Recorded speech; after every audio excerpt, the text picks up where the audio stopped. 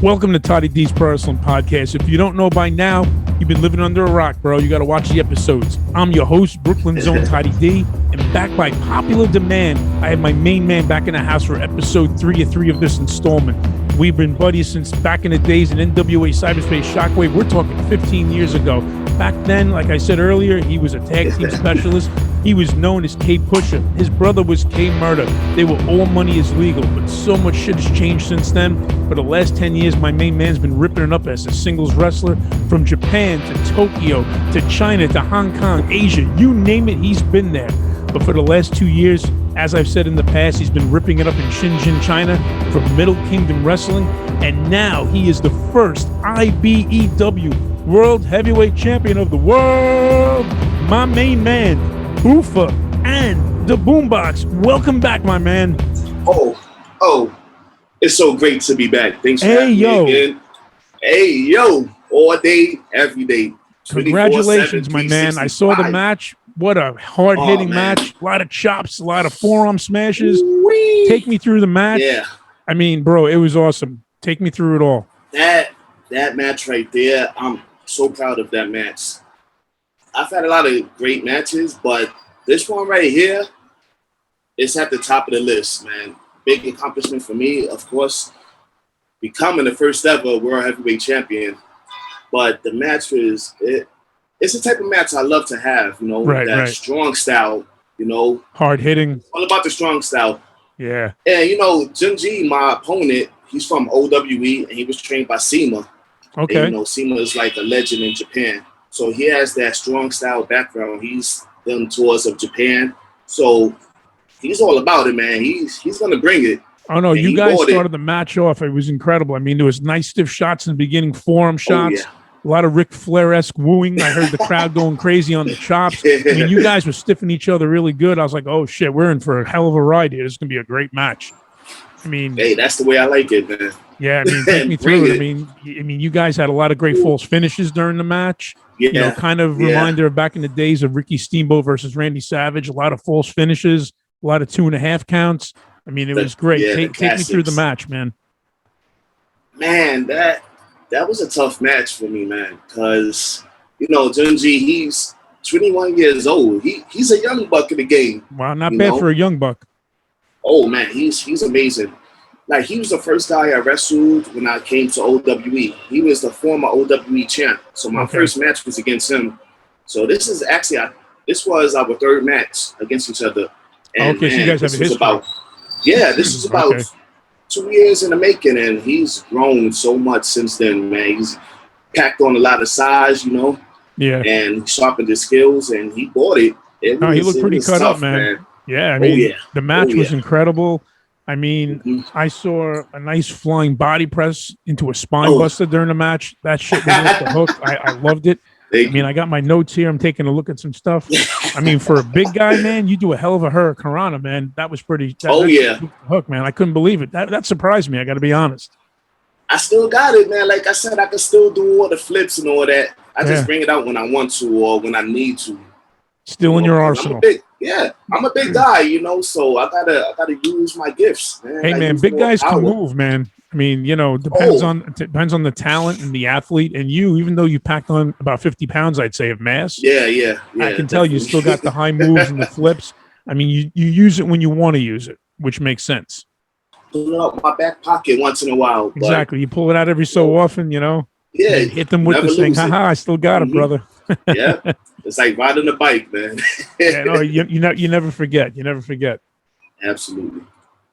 But you know, I'm looking at awesome. It was, man. So, you know, I saw your opponent, Jinjay, right? Yeah. He did a Randy Orton power slam when he threw you off the ropes. He caught me with that. He's a little smaller than you. So for a guy his size and a guy your size, it was so well executed, very smooth. I mean, the whole match was very crisp.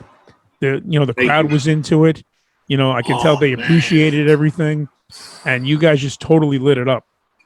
Man, I have to shout out the fans because this was the first live pro wrestling show in Shenzhen in 2 years.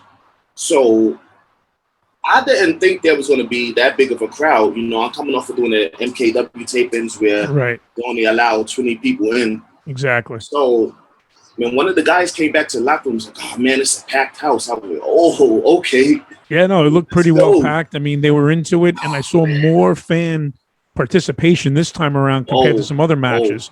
So it looked like it was very well received, and they were very much into it. You know, they loved it. They loved it. A lot of the people that came, this was their first pro wrestling show. Okay. And to see how live they were, how really did. It felt like I was back home in the States with the crowd reaction. That's what it kind of reminded me of. The way they were acting reminded me of fans here in the States, where there was more fan interaction, and they were really into it. I mean, I heard a lot of back and forths. Let's go, Jinjay. Let's go, Buffa. And they kept on going. So I was like, wow, this is like the States. You know, they were totally into it. A lot of participation. So my question is, when you guys were wrestling, I noticed the logo on the top of the right corner of the screen. It said MMC. Okay. Now, is this part of Middle Kingdom Wrestling, or is this another company? Well, Middle Kingdom Wrestling was helping out with like a lot of the booking and a lot of the exposure, you know? Okay. Because as you see, there was a lot of MKW guys on the show, and there was a lot of guys from like OWE, CWE, and KPW. These are all the Chinese wrestling promotions within China. Okay. So it was like a big joint show. Now, MMC is basically like a MMA company. They stream like MMA fights, kickboxing, boxing. All combat sports is streamed through MMC. And so they do a host of different. Well. Okay. Yeah. It's kind of like Fight TV, but here in China. Oh, okay. Because like I saw the MMC. Fight TV. All right, because when I saw MMC, it kind of threw me off, because I know that MKW, Middle Kingdom Wrestling, has Blast Off episode 26 coming up, and you're featured in a tag team. I believe it's part of the tournament. If I'm not... that 8 o'clock. Okay, so what day is that now? That. That's tonight? Friday. Yeah, Friday. Okay, so right now it's Friday here, and it's about 9:30 in the morning, so I keep forgetting about the 12-hour difference. But so basically, is this the start of the tournament, or we're in the process? This is the semifinals of the tournament. Wow. Yeah, semifinals. So now Buffa can be the not only IBEW first ever, by the way, World Heavyweight Champion of the world, but also he can be a tag team champion. Oh yeah. Wow, you're gonna be dripping in gold possibly. I mean, between the boombox and the gold, you're gonna need another set of hands, bro. I mean, it's gonna be off the hook. And this is one thing I need to mention. Okay. That heavyweight title, the IBEW heavyweight title, is like literally like 60 pounds. It is so heavy. It's heavier than the boombox. Right. Oh, that's the heaviest belt I've ever seen and ever held. Right. That thing is massive. Really? So it's a good thing you packed on some weight so you can hold it. even then, it's still heavy, and I'm a strong guy. In your private time, you can take it, you can curl it, maybe work on the bars and the tries. But it's that's what I was saying. Yeah, no, I like that title. Curls with it and everything. I mean, it was totally crazy. I mean, I saw that your opponent during the match, he did like a second rope suplex, and then you reversed it. That was a sweet, like 2-motion move. I mean, between the move and the bumping, I was like, these guys are gonna like rip it up, man. I mean, you guys were stiffing the shit out of each other, lighting each other up. I mean, that took me back to the old school way of wrestling, which I'm a fan of. I don't like all the flippity floppity shit. Once in a blue moon, someone does a moonsault or a finisher at 450. I mean, it's nice looking. Don't get me wrong. It looks amazing. Right, but I'm a graduate of the old school of hard knocks and cheap pops. I like the stiff shots. I like the kicks. I like shit with a purpose. And the facial expression. Yeah, I mean, you mentioned it in another episode that you like to start from the bottom and work your way to the top. So you do that climb little by little, because you don't want to just walk in and just start kicking ass, and then it makes no sense. You start off. Definitely see it in this match for sure. Exactly, because you guys started out pretty equally, and then you were both jockeying for position. So basically, you must have studied a lot of tapes on your opponent, because you said you wrestled him a couple of times in the past. Oh yeah. So take me through your process. I knew what to expect from him, even though it's been a little while. So I was like, you know what? It's time to test him. Let's test the waters a little bit more, because after our 2 matches, he was doing tours in Japan. He was wrestling some of the like Japanese. Step it up. I want to have a Japanese type match, like a strong style type match, because fans haven't seen that here in China. So I want to bring that strong style to China. Okay. That's why it was a back and forth between his chops and my forearms.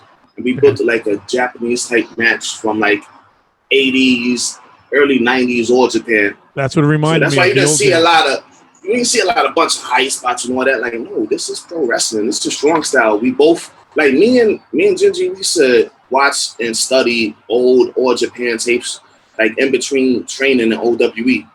Okay. Because we would have like 2 training sessions throughout the day. So during our break, we would be sitting down in the dojo just studying tapes, like old Japanese wrestling. Yeah, that's the way to do it. Washi and Hansen, you know what I mean? Sure, sure. And he's a guy like I took a liking to when I first got there. Like we're pretty tight, you know. Well, you guys have a great chemistry in the ring. Oh yeah, for sure, man. So let me ask you. This is the match I wanted to have. Well, it was. Absolutely. I mean, it was well received. Not just the crowd liked it, but I enjoyed it thoroughly. I mean, I was pausing, going back. I was watching, some of the replays of some of the moves. I was like, wow, this is really entertaining. This is great. I mean, I felt like I was actually there. I really enjoyed it that much. I wish you was there. That would have been great. Oh, that would have been awesome. I mean, I think the missus might have something to say about me heading over to China, but who knows? One day maybe we'll sneak over there. But hey, it'll happen, man. We'll make it happen. My question is this: you had 2 matches prior. Now, what was the win-loss record for you for those 2 previous matches? I got to give it to him. He got me on those. The first 2 he got you? 2. Yeah, he got me. Yeah, but you won the one that counted. Yeah, it counts now. But at the time, I was going for the OWE Heavyweight Championship. So you're not done yet, huh? You're looking to collect some more gold. Oh, yeah, for sure. I'm not stopping here. I can't stop. Why would I stop? I'm on a roll. So now keep that ball rolling.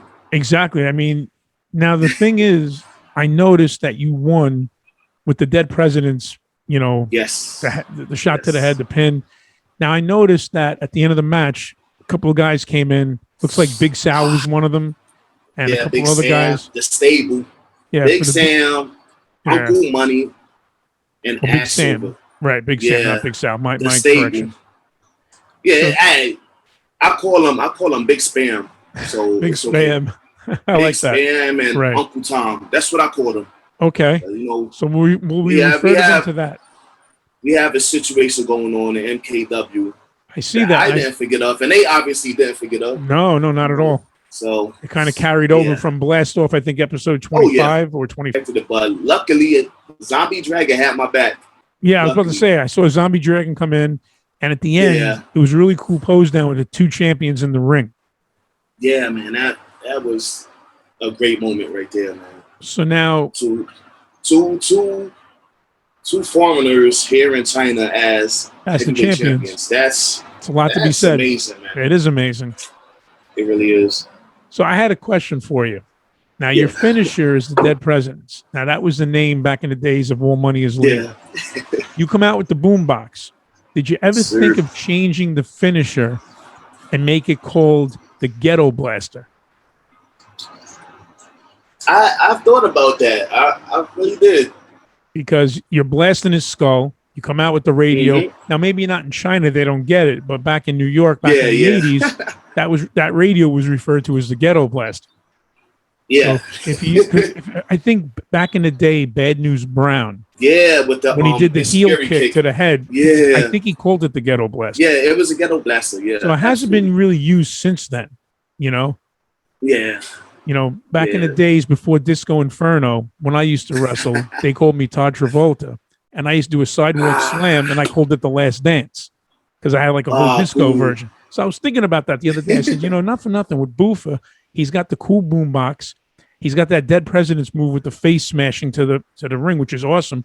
And if you think about it, Ghetto Blaster, blasting him down, to me, it makes sense. It's just like a suggestion. You don't have to take it, but I figured I'd bring it up. I've thought about it. I really have. That's why I changed it to the Buffa Buster. Okay, Buffa Buster. Okay, that's even better. Okay, that's cool. So you don't call it the Dead Presidents anymore? No, I don't. Okay. But if you want, like, if anybody calls it that, I'm cool with it. You know, that's a part of my history. Right, I'm but the definitely Buffa cool with it. Buster, I like that. So, Yeah. you know, I'm glad you corrected me on that. So that's also a great name Nah, it's for a finisher. The Buffa Buster, I like that. So, And I changed it because at the time when I was wrestling for 0-1 in Japan, they changed my finish. My finish wasn't the Buffa Buster. They wanted me to do the Superman splash. okay. So I used to do like a splash off the top rope like this, like Superman. That's pretty cool. And this was only because at the time I was teaming up with one of like my trainers, Masato Tanaka, and he used to do the super fly splash. So before he did the splash, he would get up on the top rope and say super fly. So I was like, cool.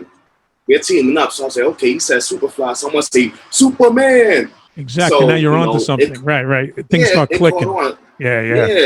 It really caught on. So they was like, that's your finish. That's your finish. Superman press. And when was the last time you used that? It's been a while since you've done that? Since then. It wasn't my choice to do it.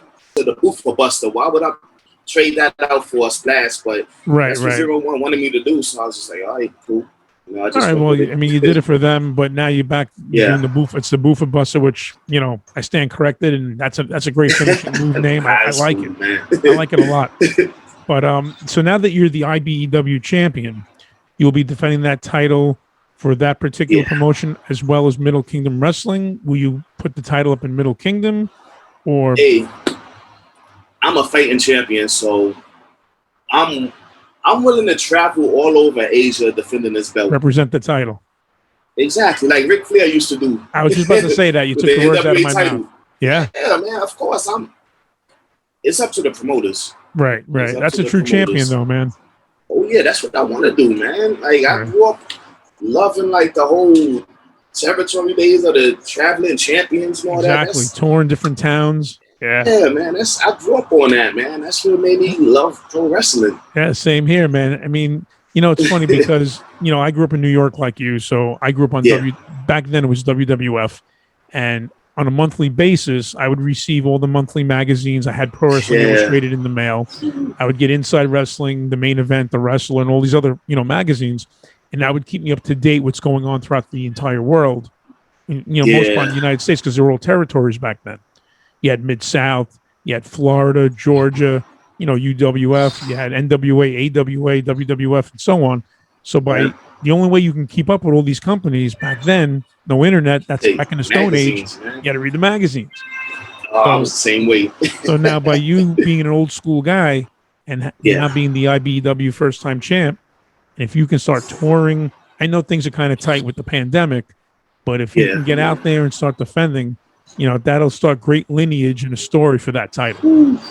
Yeah, man, that would be great. I'm hoping they open these borders. There's talks about the Hong Kong border opening like later this month. Yeah, but we'll see, man. If these borders open up, I'm willing to travel and defend my title. That's awesome, man. Like Just, you know, take your time. Yeah, like a true champion. But, you know, right now, unfortunately, it's beyond your control because of the pandemic. Yeah. So if they start, you know, opening up borders here and there, you know, just be safe, take your time, and you know, like the song goes, take your time, do it right. You'll be fine, man. Absolutely, patience. Yes. And they couldn't have come up with a better person to represent the title. Very proud of you. Well deserved, man. You, man. Well deserved. I appreciate it, man. Yeah, man. Ooh, it's crazy, man. The adrenaline is still flowing, man. Sure. Like the feedback I got back from, you know, friends, fans, family, since like my birthday, like every year. Right. People, you know, give me birthday wishes on Facebook and stuff like that. Like my Facebook, from the picture I posted after winning the belt, I have almost like 300 likes and like 200 or something comments. That's incredible, man. Like the feedback has been amazing. That's great. Well, that's I'm on such a high right now. Yeah. Thank I know the man. picture It's you're talking about. Man, I know people support me, love me, like me, whatever. But I don't think people really care that much because I think of it like, oh, I'm in China, so out of sight, out of mind. But man, seeing the feedback I've been getting, damn, like people really care. No, man. I mean, listen, you know, you have a nice, strong fan base between the states, you know, from your previous gimmicks, you know, to moving overseas. I mean, it's all the hard work pays off. For people out there who aren't like huge wrestling fans, let me break it down. When you win a championship, it's like getting promoted in a company. That means that they have their full respect and trust in you as a performer to carry their company. Same as working in an office, you get promoted to a manager, you're carrying the company, you're traveling on business deals. It's the same thing with the title. You're representing the company and making a good presence. And they only do that to people they can trust. And I couldn't think of anyone more than you for them to trust. So again, well deserved. Man, it's great, man. It's so amazing. I'm on such a high. Yeah. I don't want it to end. Well, listen, man, enjoy the ride. You know, it just started, and you know, God forbid when that time comes and you say you lose, someone that gets the better of you. That's why it's called a rematch. Hey, it comes with the territory. Exactly. Just I've live in the moment. I've won and I lost. Yeah. This isn't my first rodeo, so exactly. So to expect. Ride the wave as long as you can. And I remember we were talking offline that unfortunately you don't have the title with you tonight, but you know, hopefully next time we speak, we'll be able to get a good glimpse of it on the cam. Until then, and I do have something with me. I didn't forget. I got a feeling. I'm hoping it's what I think it is. Oh, dun, dun, dun, the boombox, ladies and gentlemen. Now that's some old school shit right there, man. I love it. Check out all the stickers. Man. I noticed you had a bunch of stuff on the back of the boombox as well. Oh yeah, all the traveling. Wow, all money is legal. Look at that. That's all Buffa stuff there, man. I like that. Yeah, always on deck. Kango hat, glasses, chains. Yeah. You name it. It's wow, look at this. Public Enemy, OSWF. Public Enemy. stuff written in a foreign language with Superhuman Sports Society. Yeah, from cool Japan. Old school wrestling fans. As well. Outcast. Got some more all money on the side. That's awesome, man. Cool. History. At the top. That's great, man. Parental advisory, one of my favorite stickers. Got some Mob Deep right here, Onyx. That's nice, man. Check that shit out, man. Yeah. Doom, rest in peace. Records. I think if you plug that boombox in, I think Shenzhen would have a blackout. I think you'd knock out all the electric when you plug that thing in. That's going to happen or the boombox is going to explode. Explode, one or the other, right? Just make sure you stand clear. But I'm glad you got the boombox on. You kept your promise to me. I like that because, you know, your boombox, man, if we refer to him as a he deserves the credit too because that's your partner in crime. So I refer to it as it or just the boombox. No gender. No gender. Okay, we'll keep it at that. So now that you're the IBEW champion, when is your first title defense and who are you wrestling against? Do you know yet? That I don't know at the moment. Oh, okay. Well, I don't know at the moment, but I think I may be defending it at the next MKW tapings. Nice. Blast off that would be. So hopefully episode 27. Yeah, hopefully.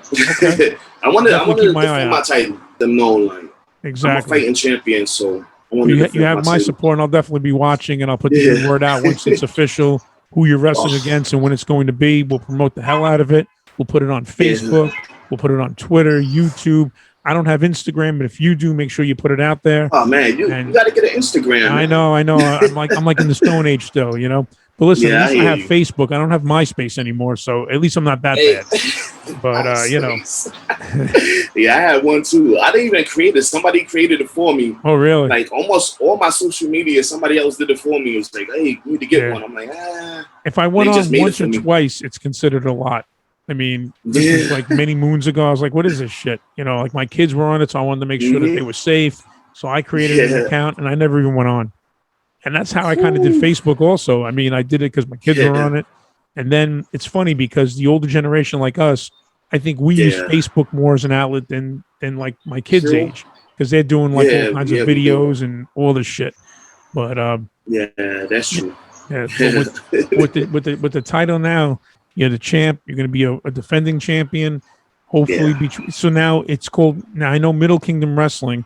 And the MMC you mentioned earlier, that's like just like a branch out of like MMA and other types of industries. Yeah. What is the actual wrestling company that represents that title? Is there a certain name? It's Infinity Battle Empire Wrestling. Infinity Battle Empire Wrestling. So that's IBEW. Yes, sir. Yeah. Okay, so that makes sense because I wasn't sure what it stood for, and that was gonna be my next question, but you beat me to it. So that's pretty cool, man. It's So like a playoff for Star Wars, I believe. Oh, Yeah. okay. You know, Yeah. and I can use a segue. I can use a segue to that. You know, speaking of Star Wars, one of the biggest Star Wars fans out there in the wrestling world is the Greek god Papa Don. Yes, sir. You know, he's got his own podcast that he does. Recently, Diehard Derek Gordon was on it, and I just like to take the time out to just express my condolences once again to Ed Havoc Toscano and the entire Toscano family and friends. It was horrible what happened. We discussed the solution with All Money is Legal so many times. And, I couldn't think of a better segue. You mentioned Star Wars. So right away, Greek God Papa Don comes to mind. And as you know, him and Havoc, they were best friends, great tag team. I had gone to the wake to pay my respects. I saw Papa Don there and John Shane, their former manager. And it's just a horrible, heartbreaking thing what happened. And I just wanted to express my condolences here on the show because I know you and your brother, as All Money is Legal, was very close with the solution. And you guys had some great classic battles. And, as they say, time is too short, time is precious. You have to, make the best of it and enjoy it. So I just wanted to say, Ed Havoc Toscano, Godspeed, my man. One day we'll see you on the other side. And once again, my condolences to the entire family. My condolences too. Havoc was, oh man, we have so much history. Havoc was awesome, man. Nothing but great things about him. I mean, I never got to know him personally as Ed, but I heard so many wonderful things, how sweet of a guy he was. And I think I mentioned it to you a year ago. He reached out to me on Twitter saying, hey, you know me as Havoc. This is Ed Toscano, former from The Solution. Have you been? And I said, oh, geez, Havoc, how are you, buddy? And, we kept in touch on, throughout Twitter and then Facebook for a while. And when I heard the news, I was in total shock. Total shock. Yeah, me too, man, because we was just talking about them. Exactly. The first episode and the second, we were talking about The Solution because if you're talking about All Money is Legal, you're talking about The Solution. You have to mention them, man. Exactly. And in my opinion, the two greatest tag teams ever in NWA cyberspace, bar none. You guys, to me, were the two best, my two personal favorites, not just in the ring, but outside the ring. I considered all four of you friends of mine. We had a lot of good times, a lot of laughs. And, they say that if you meet 5 people you can count on your hand in the industry, whether it's wrestling, music, whatever it is, consider yourself lucky. And I have a lot of people I consider, friends that I can talk to and, rely on from the business. And there's not many people that you can count on that hand. But, definitely All Money is Legal, The Solution, along with John Shane, of course, Derek Gordon, Midnight Hustle, my main man. These are all great friends, and we all felt the same pain. But Godspeed, my man, and like I said, we'll see you on the other side. Oh yeah, I just want to talk about Havoc a little bit, man. Sure, go ahead, by all means. Or a lot of it, he deserves it. Listen, the floor is yours, man. This is your interview.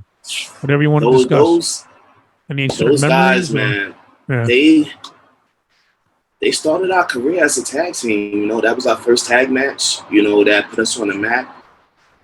And, the word got around, word of mouth was, hey, you book these two teams in a match, it's going to be great. This type of tag match you want. Yeah. That's why we got booked against them so many times in so many different places, man. And, man, we learned a lot from them. We really did. Like, shout out to Havoc. Shout out to Papa Don. Like, man, there's so much I could say, man. But thank Havoc for, helping us out. Not being selfish. Giving us advice, telling us what to do, what not to do. Like, keeping us on track, and on a good path, as well as Papa Don. They Papa would give. Those guys gave back. Yeah, not a lot of people would do that. Yeah. You mentioned that either the episode 2 or 1. I forgot what it was, but you told me that in the doghouse while you were learning and training, there weren't many people you kept in contact with after that. Yeah. But right away, the first person you mentioned that you did keep in contact with was Papa Don. Oh yeah. And in my opinion, and I want to get your take on this, here in the Yeah. States, I think he is the greatest unsigned talent today in professional wrestling.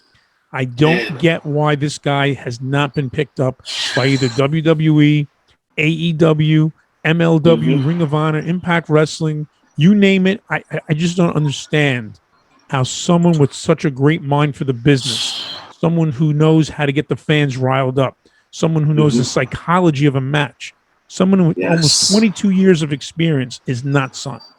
Why do you think that is? I don't know, man. It's like I'm in the same boat as well. So I'm sure he doesn't know why, the same way I don't know why I haven't been, you know? Right. It's just one of those things, like, you don't know, but you can't beat yourself up about it, you know? Yeah. And I have too, to like a certain level, you know? But he's gotten a lot of opportunities, like, you know, TNA, WWE. Right, TNA was another one, yeah. Like, you know, Ring of Honor. He's gotten way more opportunities than I was able to get, you know? So I really don't understand why he hasn't been picked up. It's always bad. I know, like, yeah, like the promoters on the indies, they know, because he's like, what, a champion in like 3 or 4 different companies. Right. So people on the indies know his worth, but I don't know about like the bigger companies. I don't know what it is. I really don't. He was. It sucks. Point where I can't understand why guys like you, guys like, you know, Jimmy, you know, Greek God Papadon, are not wrestling from, you know, major companies. Not to take anything away from what you guys are doing. I just feel you guys deserve contracts because you guys, you know, are old school wrestlers. You have the miles, you have the experience, and any company. I mean, Middle Kingdom Wrestling is very, you know, fortunate to have you as a top performer in the company. Yeah. And now with IBEW, you representing the title, first time ever champion, which I was going to ask you, by the way. It's a first ever title, so are they like a new up and coming company? Yeah. This was their first show. Oh, okay. So it was their first show. So now they have you as a champion, and are they going to do like a tournament and create tag titles as like the people, you know, progress? Oh yeah. I'm sure there's going to be other titles and incorporated into the company as time goes on. But this is their first show, so you know they're taking baby steps. Right. You know, especially like with everything that's going on with COVID and stuff like that. Yeah. You know, there's been a few new cases, and like actually like in my old apartment complex, there's been some cases, so they got put on lockdown. So I don't know if like a lot of other areas are going to get put on lockdown. So I don't know really like when's the next show that they're going to have. Yeah, they shouldn't rush into that. Crazy. Right. Yeah, but yeah, definitely there's going to be more shows, and I'm pretty sure there's going to be more titles. Yeah, coming in. You know, this wasn't just a one-off. What I think would be a great match in Japan of all places. You know, Papa Don mentioned that he'd be willing to go to Japan and, you know, work. He can work any style. Yeah. Imagine a match. Oh, yeah. Greek God Papa Don versus Buffa and the Boombox. I think you guys would do shit in that ring that would make the crowd be like, holy shit, this is the wrestling that we've been hearing about. You know, two hard knock guys going in there, locking horns. That would be a hell of a match. Now, if I were to book her that match, it'd be like a dream come true, and I can only imagine what I would, you know, want to see and want to do for that match. That would be a hell of a match. You know what? Yeah. That match actually happened at NYWC back in Okay, take me through it. This was back in 2011. It was after my first tour of Japan. My first match back was in NYWC against Papa Don in a singles match. Wow. With Eddie Guapo as my manager, because we was doing this uninvited gimmick. That was the name of our group. We turned heel and we became the uninvited. So it was a whole like big storyline where my brother turned on me because remember I told you he couldn't go to Japan because he had his second kid. So I went alone first.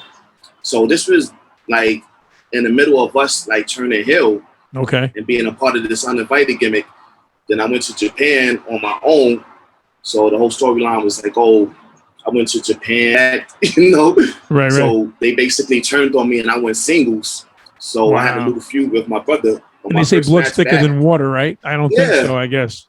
I got to send you that match and the whole promo. Yeah, I mean, send me the link. I'd love to check it out. Yeah, it was pretty cool, man. But Papa Don was my first match back. Okay, so Eddie Guapo was in your corner. Yeah, he was a manager of the Uninvited. Okay. Now, did Papa Don have John Shane in his corner, or is anyone? No. I think he was like the Fusion champ, the NYWC Fusion champ. Yeah, he was the Fusion champ. I mean, yeah, that's another thing. So he was a Greek god at the time. The Greek god has had numerous titles, more titles than I have behind me, and like it just baffles me how this guy doesn't get picked up. You know, I mean, Derek asked a lot of great hard-hitting questions during the interview. Yeah, he did. And it's funny because, I wanted to have him on, my podcast. And basically, I was going to ask him the same thing. So I'm glad one of us, got to interview him because these have been questions that have been in my head for the longest time. Just like with you, when I asked you in the beginning, why aren't you a champion yet? Zombie Dragon keeps one-upping you. But you know what? You went into business. You were like, okay, he got me. But you know what? I'm going to be the first IBEW champion, and you did it. So now, what are the chances of like a title for title champion? Maybe not on the line, but a champion versus champion match. I mean, that would be a pretty hype match. I can see that happening because Big Sam is a heavyweight champion for the other promotion here in China, KOPW. Really? Yeah. Okay. Yeah. And Zombie Dragon is the MKW heavyweight champion. Yeah. I'm the heavyweight champion of IBEW, so I can see like a Triple three-way winner takes all.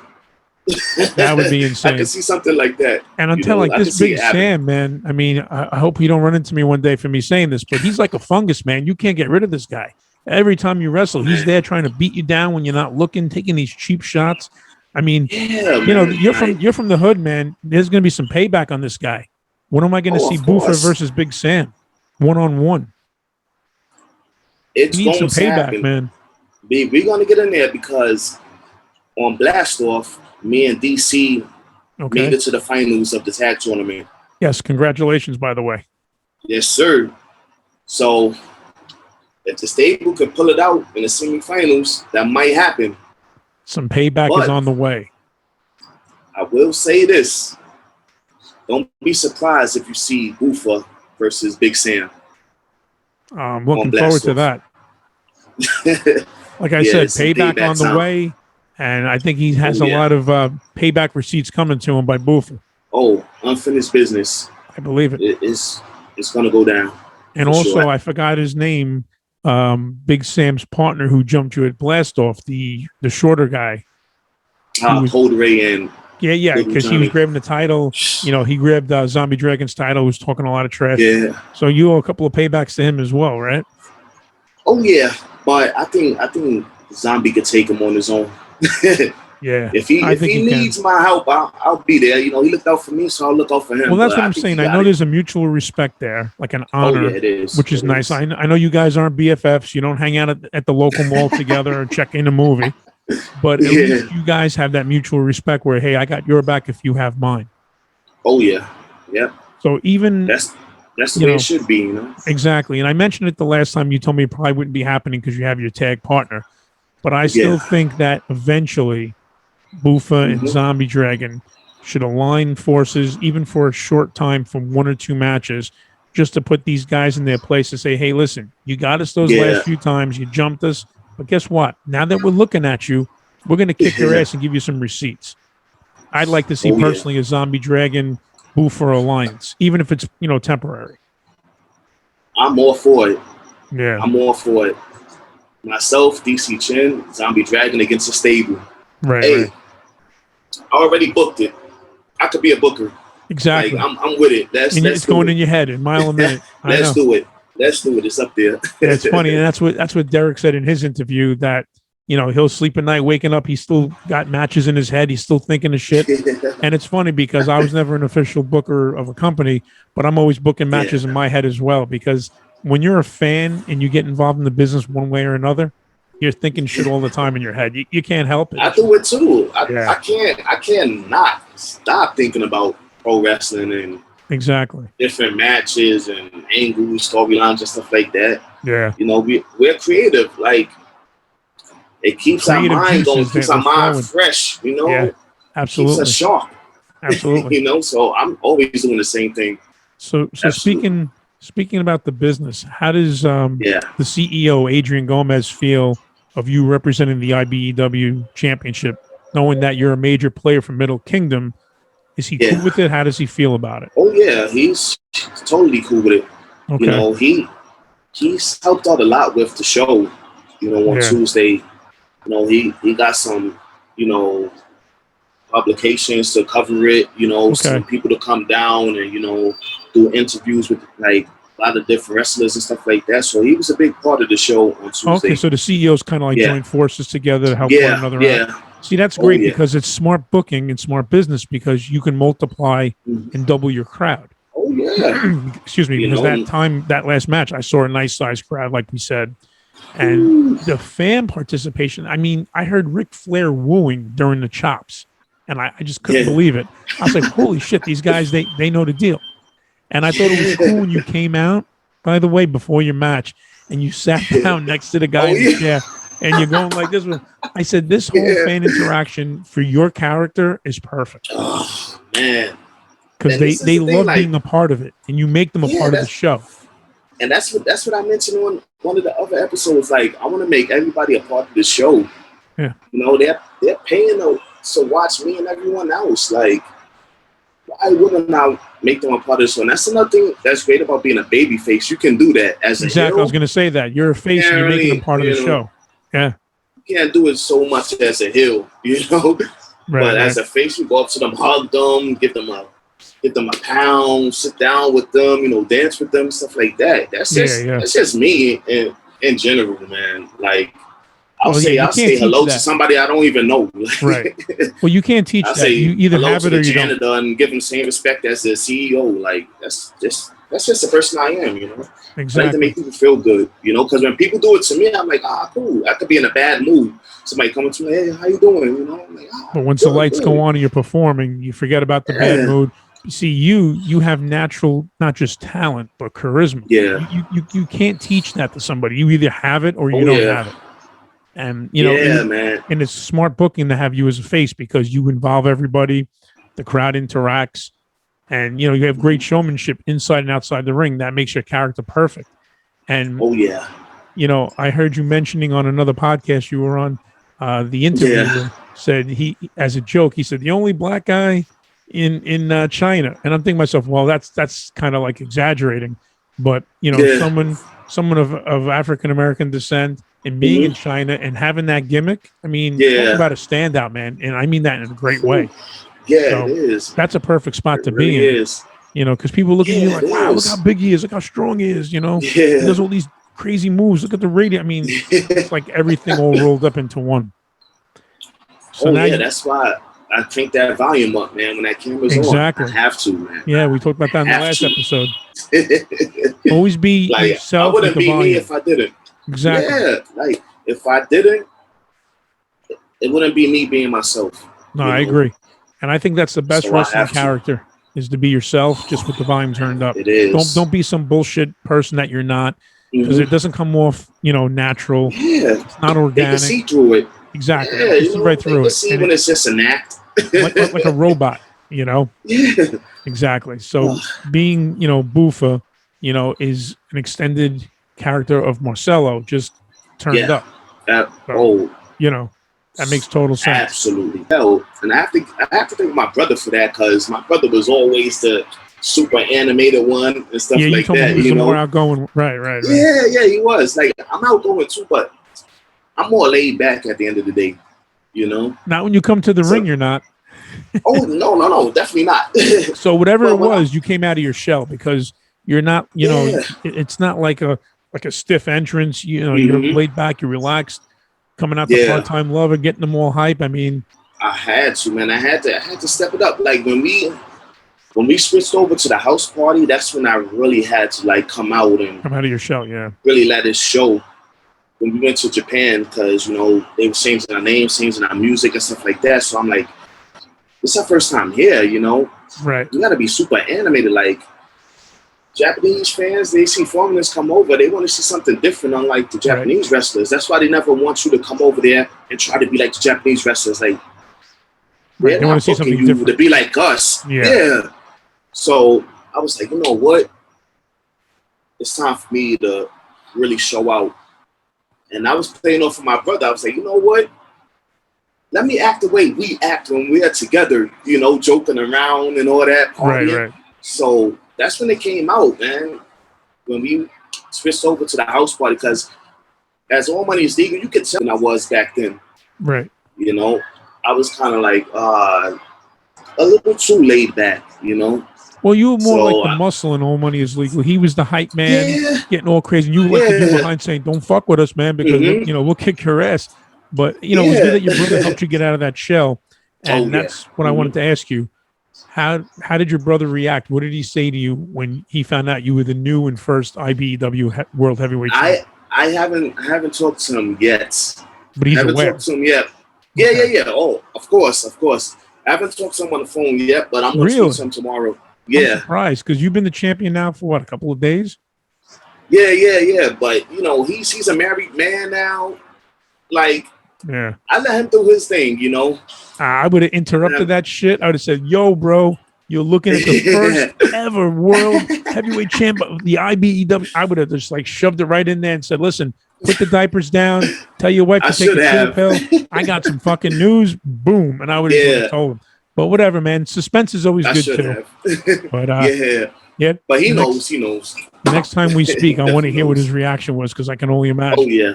I'm gonna speak to him, man. It's like it's so hard because of the time difference, you know. Yeah. When I'm awake, he's asleep, and so I'm just like, you know what? I'm gonna wait. I'm gonna wait till the weekend, then. Right. You know. And I'm always up. Like it's 3 in the afternoon your time. It's 3 in the morning. You're probably saying, "How the hell is he still up?" I'm like a vampire, man. I'm always up late, man. But you know, today was a great opportunity to do this interview because I had the time, which I'm happy about. And I'm glad we waited for this episode, you know, for this final of this 3 of 3, which doesn't mean we're not going to do more in the future. But this one is going to wrap up the beginning, middle, and now the new beginning of the journey as Buffa as a champion. So this is a perfect opportunity today. Man, this is amazing, man. I just want to thank you and everyone else that's like, it's my pleasure. I want to thank you for coming on, supporting me over these years, man. Man, it's been my pleasure. And you know, it's funny, people that came in and outside the doors of NWA cyberspace / Shockwave Wrestling, Derek and I would always say, who's going to be a star, you know, who needs more work. Like when you brought in Bobby Roode and they made him the champion. Oh yeah, this is before he was huge in TNA. I said, this guy's going to be a world champion. He's going to go places. He'll be in the WWE. You can see it back then. I said it about the Solution. I said it about All Money Is Legal. You know, at the time when you guys were still tag teams, I said, man, these guys can work with anybody. You know, both of you guys, Solution and All Money Is Legal. I mean, both of you guys, your style, you guys can adapt to whether it's, you know, flippity floppity shit or, you know, stiff shit wrestling or like lucha libre, whatever the fuck it is, you guys can always adapt. And to me, a well-rounded wrestler is a real wrestler. If you're one-dimensional and you can only wrestle one style, to me, that doesn't interest me. But if you can get a guy like Rey Mysterio, he gets in the ring with either the Great Khali, an Eddie Guerrero, you know, or another type of wrestler like a Randy Orton, all different types of styles. Someone like him always adapted. And I see you wrestle like smaller guys in Middle Kingdom. I see you wrestle bigger guys in Middle Kingdom. You're a real worker. You know how to adapt. Yeah, thank you. So I gotta thank my trainers, man. My trainers and my mentors. Exactly. It's all about getting a real trainer when you start out. But you know, whether or not they don't totally train you, it's how much you want it. It's the passion. And guys like you, Greek God Papadon, you guys know how to work. And you know how to make the crowd like you. The crowd loves you. They get all hype when you come out. And he has the same talent as you, just the opposite. When he comes out, they want to murder him. You know, and that's a true heel, you know. Oh man, he's the best, man. I used to always love when he used to like go to the fans like, "Shut up, punk." Exactly. It's so simple, but it's hilarious. It's effective. He says it. He put me in my place so many times. I'd be the one jerk in the crowd, you know, standing clapping. He's like, "I didn't ask you to clap. Sit your ass down, or shut up, you punk." I'm like, "Oh shit, okay." And the crowd's looking like he's gonna fuck this guy up, you know. So I would shut my mouth and act like, "Oh, okay, I'm sorry." But you and him, you know, complete opposites, heel and face. But you guys know how to work the crowd in your favor, and that's, you know, that's just a pure talent because people today don't have that. and I see that. Like, what advice would you give to somebody if you saw someone at Middle Kingdom that was good, but didn't have that adaptation to going into different types of styles? And if you noticed it, would you tell them? Would you give them some advice? Oh, yeah, absolutely, man. There's a lot of them, and MA is one of them. I've took to the side and talked to. DC, he's another one. A lot of guys, man, but those two right there, I really took a liking to them because they have it, you know. They just need that fine tuning. They just I'm about to say they need to get the polishing a little bit. They're a little rough around the edges, but once they're polished up, they'll be fine.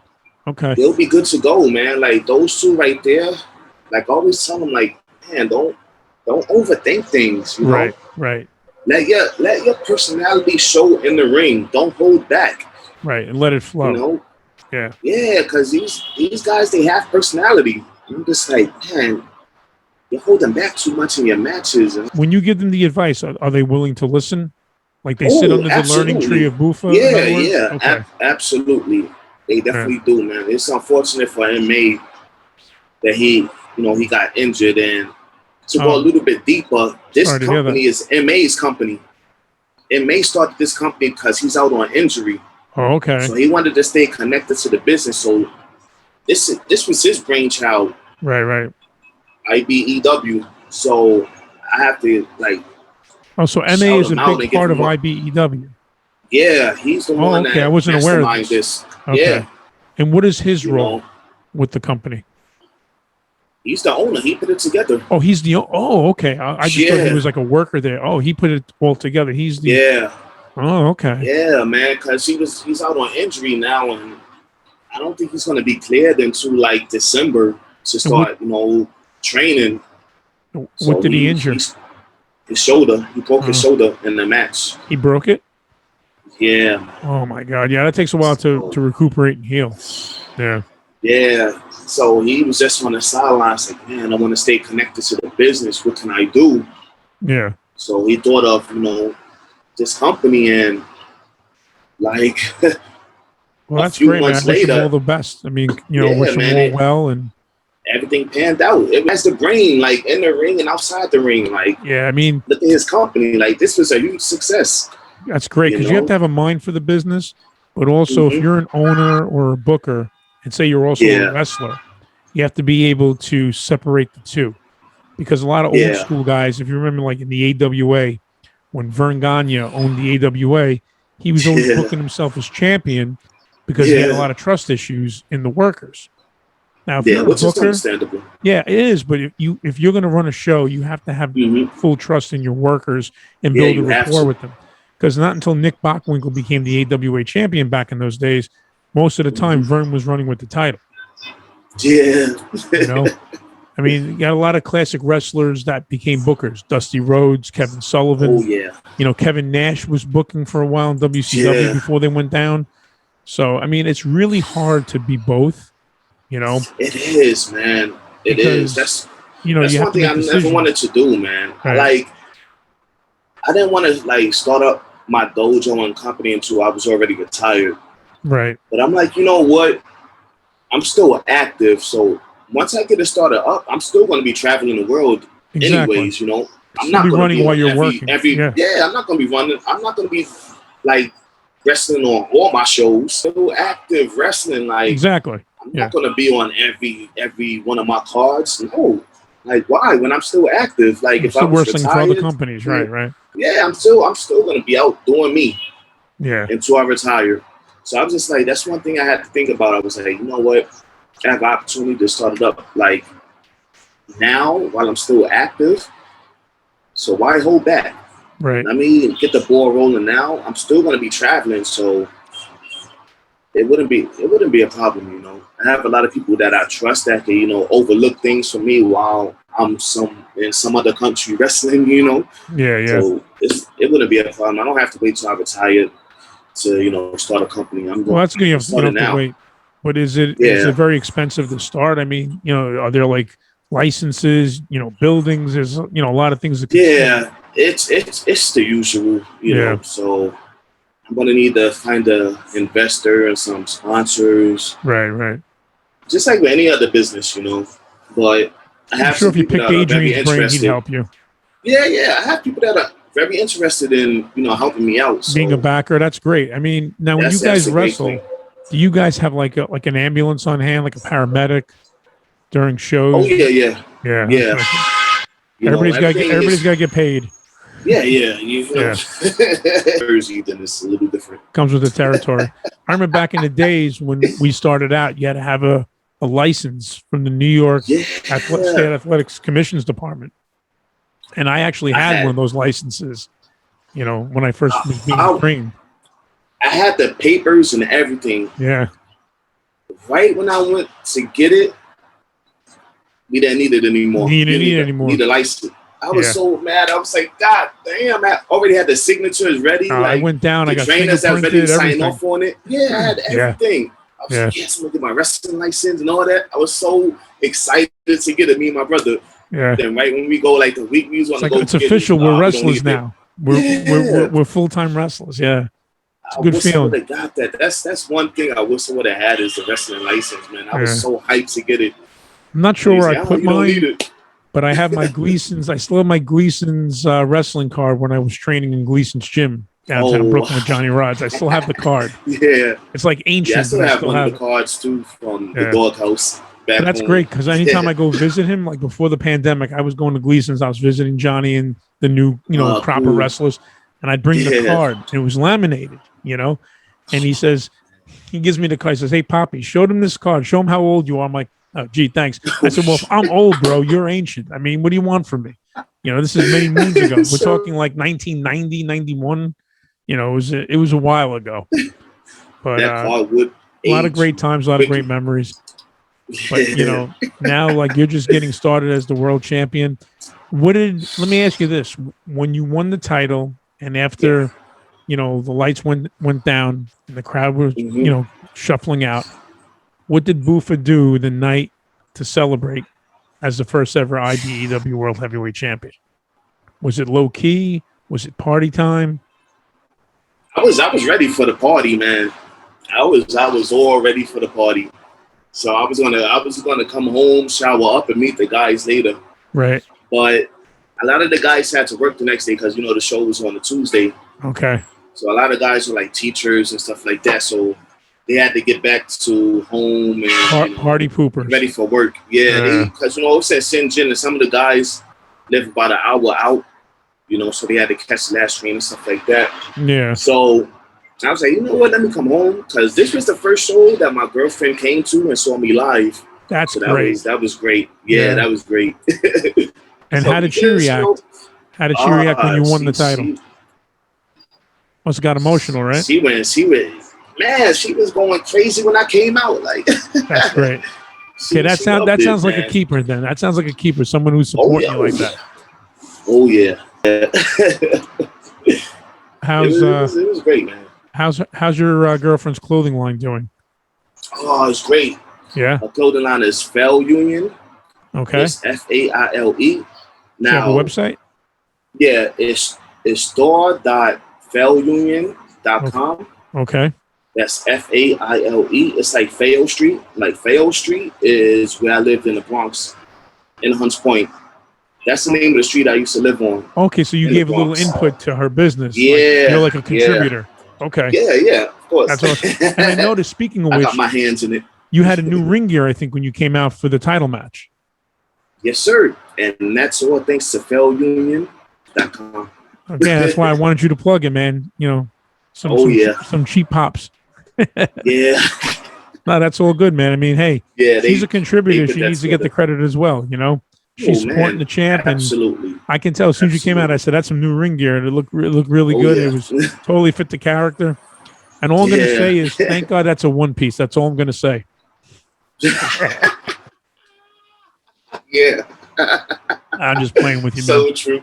Now, I need to take it back. I need to get it reinforced and have a few more things added to it, but it came out great. No, it really did, man. And you can always add to it, and coming out with the whole gear and the radio. I mean, they were totally hyped the crowd. Yeah, man. It was going to look a lot different than it did, but a few accessories didn't make it to us on time, so I'm going to take it back and have them redo it and add a few things to it. Yeah, you can always tweak it out. But, tweak it out, and got some new ones coming as well. Looking forward to that. So now your opponent, who you were able to beat for the 1, 2, 3 for the title, Shinji. Yeah. Is he looking for a rematch? I mean, how hot was he afterwards? I mean, he got out of Dodge once the stable came in. Yeah. Which was smart on his part. Yeah, some help he was to you, though, right? The ring, I mean, you guys kind of like bowed in the beginning of the match, a little self-respect. But then he ran like the friggin' wind when you got jumped. I was like, yo, what's up with that, man? Where's the mutual respect? Where's the love? You couldn't give jealousy, man. Yo, look behind you. You know what I mean? Like, give me a heads up or something. Well, that's what I was about to tell you now. Buffa, as the World Heavyweight Champion now, you need to have side mirrors. You need to have rear view mirrors. You need to have a mirror in front of you. You need to have like a head going 360 to look around, because you got to watch your back now, man. You're a marked man. Part of being the champion, man. Oh, yeah, absolutely, man. I need as much backup as I can get. I want a shot at that title. I mean, you're lucky you're overseas, man. I might be tempted. I'm only kidding. I'll save that for the workers. But you're a marked man now, man. I'm telling you, you're a marked man. Yeah, man. You got to watch your back, because there's a lot of formidable opponents that will be chasing after that title. So. Oh, I know it, man. Yeah. I've been here before, No, this is not your first rodeo. You've been to the dance before. I'm looking behind myself, and Well, it's a good thing you're on the 42nd floor right now, because you might gotta have a guy climbing up that pole behind you, like the way they do for the 24/7 hardcore title. You got to be careful, man. Hey, man, I'm looking, man. That's okay. If anything, I can warn you, because I'm watching behind your back right now. But I can't always be there. But right now, I can. Yeah. So now, basically, watch my back. Oh, always. We're old school brothers, man. We have to look out for each other. Know it. Brother from another mother. Yes, sir. So now you got Blast Off episode 26 about to get recorded, and it's a tag tournament. So basically, if whatever match you're in, if you win that match on Blast Off, now do we show you advance to a different match the same night, or that would be for like another episode? I think the finals is next week, because this episode today already aired. So me and DC already advanced to the finals. Okay. Spoiler alert, everybody, but congratulations. Yeah, thank you. Thank you very much. So now how many more matches are left? Coming up. One more match. So now I think next week is the other semifinals, then the finals should be the following week. Okay. So the finals should be in, I think, the first Blast Off of June should be the I think maybe the semifinals, and the following week will be the finals. Okay, that's great. So now let me ask you this. Second week of June. Are the tag titles currently vacant, or are there actual tag team champions currently holding the strap? They're vacant. They are vacant. The first tag team titles. So this is going to be KW's had. Oh, wait a minute here. So now we got the first ever IBEW World Heavyweight Champion with an opportunity and a chance to become the first ever MKW Middle Kingdom Wrestling World Tag Team Champion. Am I correct? Yes, is that correct? Holy shit. That's going to be great. Fingers crossed. I hope you do it. I mean, you and your partner. And your partner's name again? DC Chin. DC Chin. So DC Chin and Buffa, man. Best of luck on that. Young boy. Progressing to the next thing. So now you have you have 2 more matches. So if you get through the next one and you win, then that's a semifinal. And then the second time out would be the final match. Whoever wins, whether it's you and DC Chin or whoever you'd be wrestling against. Hey, right now, as of today, C2NY are in the finals of the tag team titles. And that's the name of your tag team, C2NY, Chinatown, New York. Yes, we're in the finals. Great. We're already up here right now. After today's episode, we're right here at the top. We're just waiting for the challenges, man. Like exactly, man. I'm gonna be waiting on pins and needles. I'm watching that tonight. After this interview, I'm gonna check it out and I'll plug it. So my question is, when C2NY comes out, you guys come out to Part-Time Lover? Do you come out together as a unit? China to New York? We have a special C2NY theme song made by my homeboy, One Man Crew. That's what I thought. We put it together, and it's a banger. Everyone loves it. Right. That's what we discussed in episode 2, and that video can be shown on your YouTube channel. Right. Oh yes, sir. That's where I saw it originally. China to New York. And we discussed that in episode 2, and you gave your boy a plug. You want to give him another plug? Feel right, go right ahead. Feel free. Yeah, man. One Man Crew. Check him out. Put on was like #1 on iTunes for like weeks. Wow, that's great. Yeah, he's working out with Bone Thugs and Harmony, so he's doing great, man. So shout out to him. That's heavy. Great. Yeah, shout out to One Man Crew. So that's great. You guys come out as a unit, with a different song. So that way, it's not just focused on you with the Part-Time Lover, or your partner if he has his own like theme music. So you guys come in as a team. Now, do you guys kind of like dress similar, or he has his own style? Did the ring gear match? He has his own style. I kind of added to his style. That's why I started to wear the leather pants. Right. Well, someone like you can't go wrong. Yeah. I like the crushed velvet. The crushed velvet that's my look. But I'm like, you know what? I'll play around with the leather pants. Right. A throwback to LL Cool J, Run DMC. Yeah, we talked about those guys the last time. A lot of legends. Yeah, I'm like, and I'm all about tag teams matching. Right. That's always been one thing I loved about tag teams is when they matched. So we're old school fans. Let me go with the leather pants. Old school tag teams matched. The Heart Foundation, Killer Bees, British Bulldogs, Can-Am Connection or Strike Force, Demolition, I love that. Powers of Pain. They all match. Yeah. That's the way it should be. That's the definition. It should have never changed. All Money is Legal, The Solution. I mean, all these great tag teams, they all matched up. So that's a real tag team. So DC Chin, your partner, how does he feel that his tag partner Buffa is also a standout singles, not only wrestler, but a champion? Is there any animosity, any jealousy? No way, man. No way. He was so happy for me. Okay. So when I came through the curtain. Yeah, when I came through the curtain and into the locker room, he was right there like, congratulations, man. You did it. Like, a lot of the guys is like, man, you deserve it. Yeah, no, you definitely do. You definitely do. But remember, there's always jealousy. You deserve it. I'm like, whew. Yeah. Oh, yeah, of course. Because now that you're a marked man, everybody else is going to say, wait a minute, he's got what I want. So if I got to run him down to get what I want, hey, it's just business.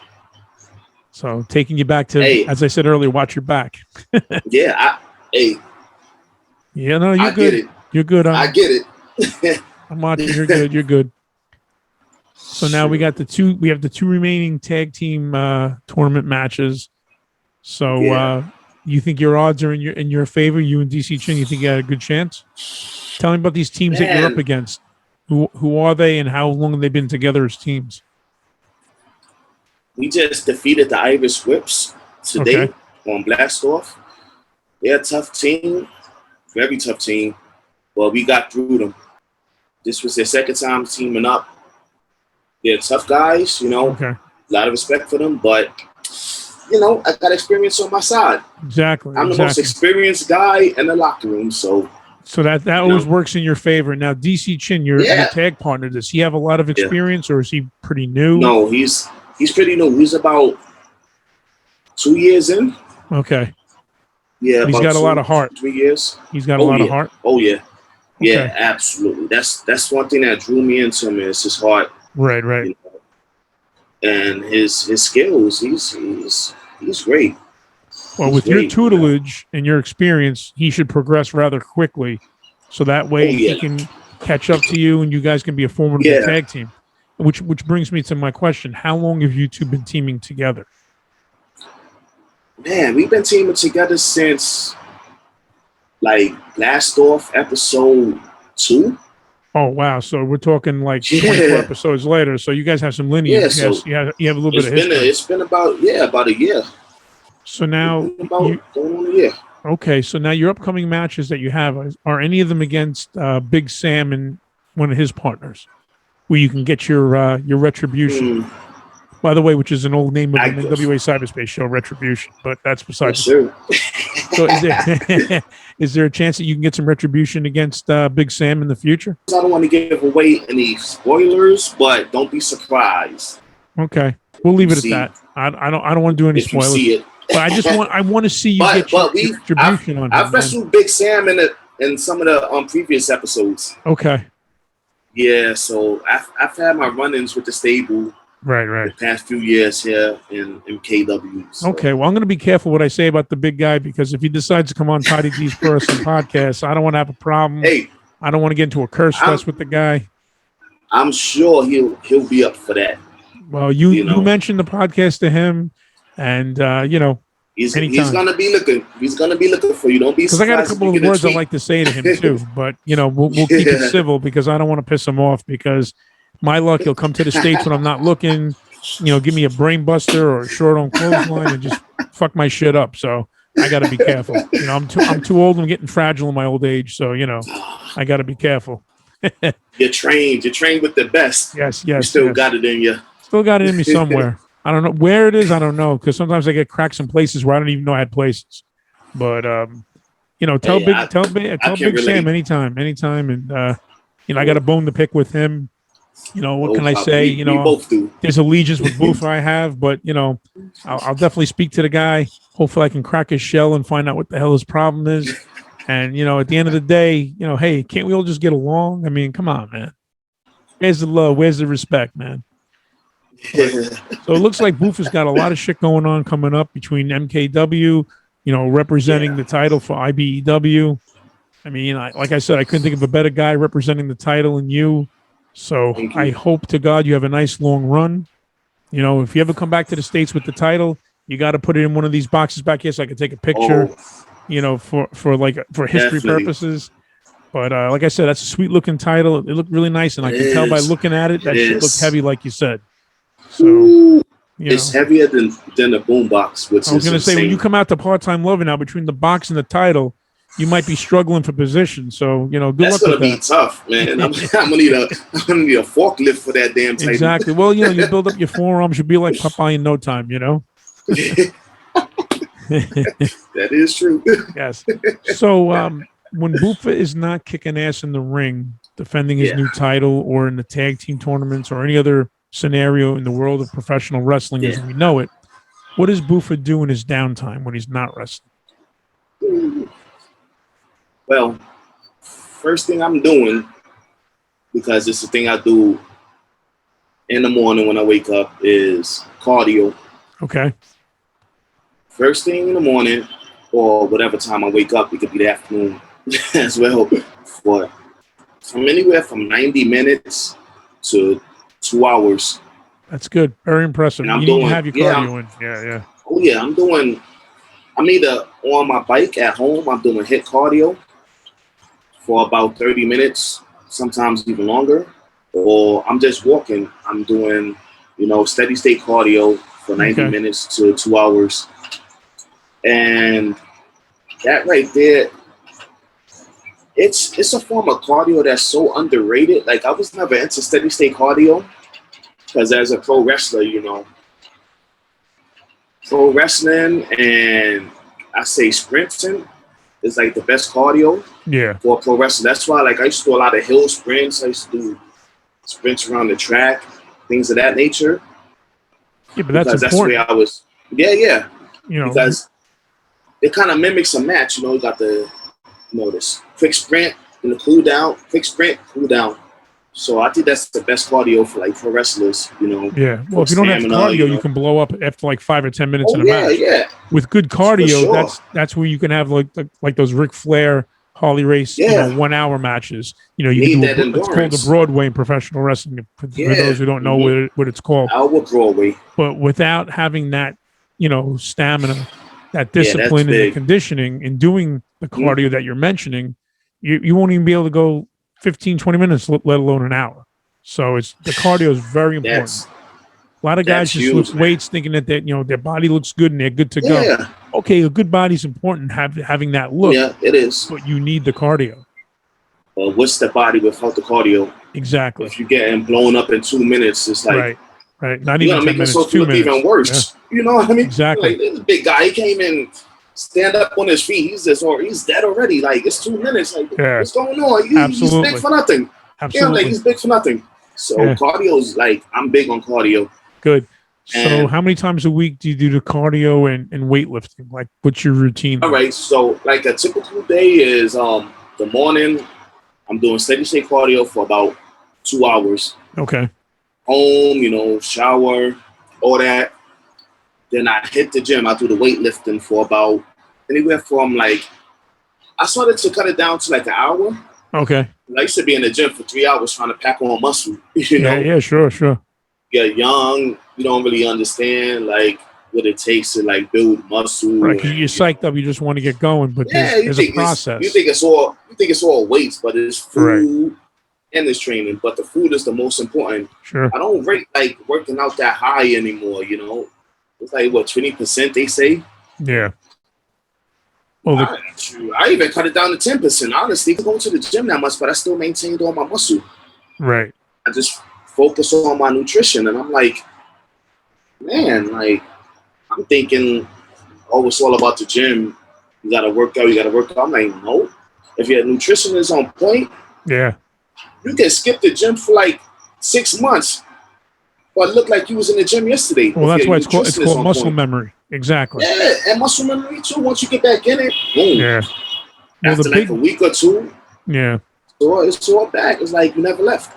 Well, the big thing in working out, a lot of people don't realize, if you do back and biceps on a Monday, you shouldn't do it again earliest until Wednesday and on, because whatever routine you do one day, never do the same workout the next day, because the body at minimal needs 24 hours to recuperate those muscles. Because what you're doing is you work on your biceps, you're tearing the muscle.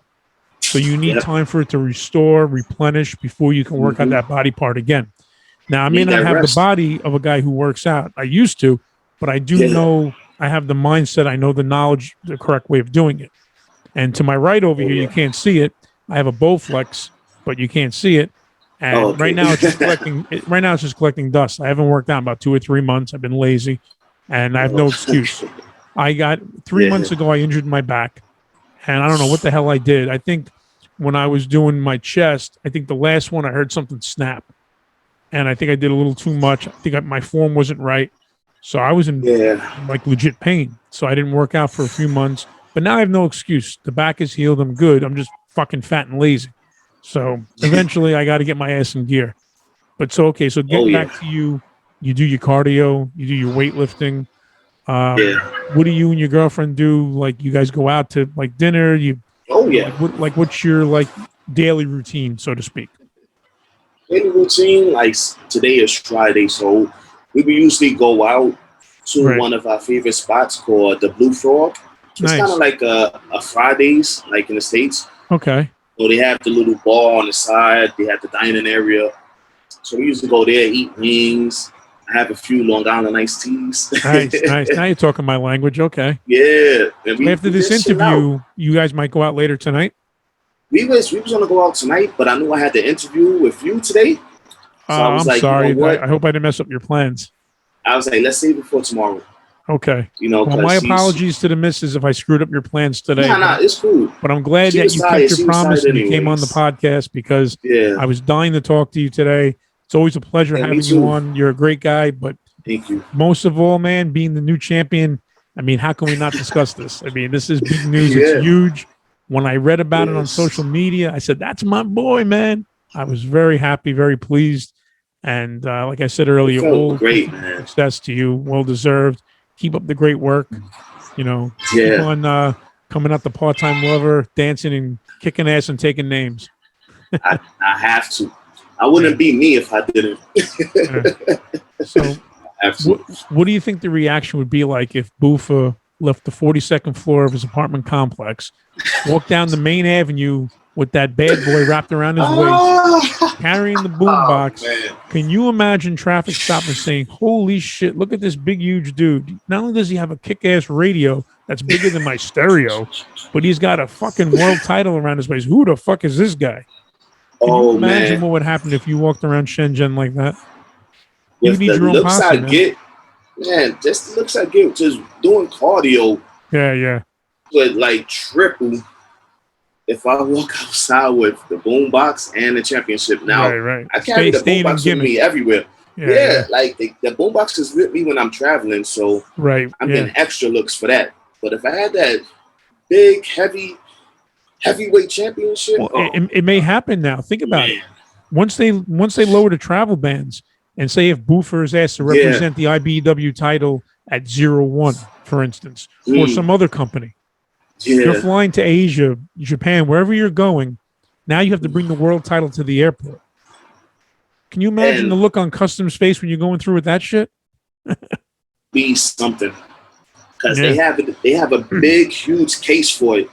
Yeah, I can imagine. Like, I gotta send you a video of this case. It's huge. Definitely, I'll put it up on the site. I definitely, whatever you have, you can always send me, man, anytime. So imagine that big case in this boombox. Oh man, it's gonna take me like 5 hours. Yeah, I'm about to say you better give yourself plenty of time to get to that airport because you're gonna be going through tons of checks. I'm gonna have to go to the airport the day before I have to fly out. Exactly. But what is this? What is this? I'm the champ, baby. That's what this is. That would be crazy. That's something I gotta get used to, because I'm sure once the borders open, I'm gonna be making my rounds. Oh yeah, definitely. Because like you said, a real world champion represents the company, goes to different areas. Like Ric Flair used to go to Puerto Rico. He went to Japan when he was NWA champ, and all points in between. Hulk Hogan was an IWGP champion in Japan back in the day.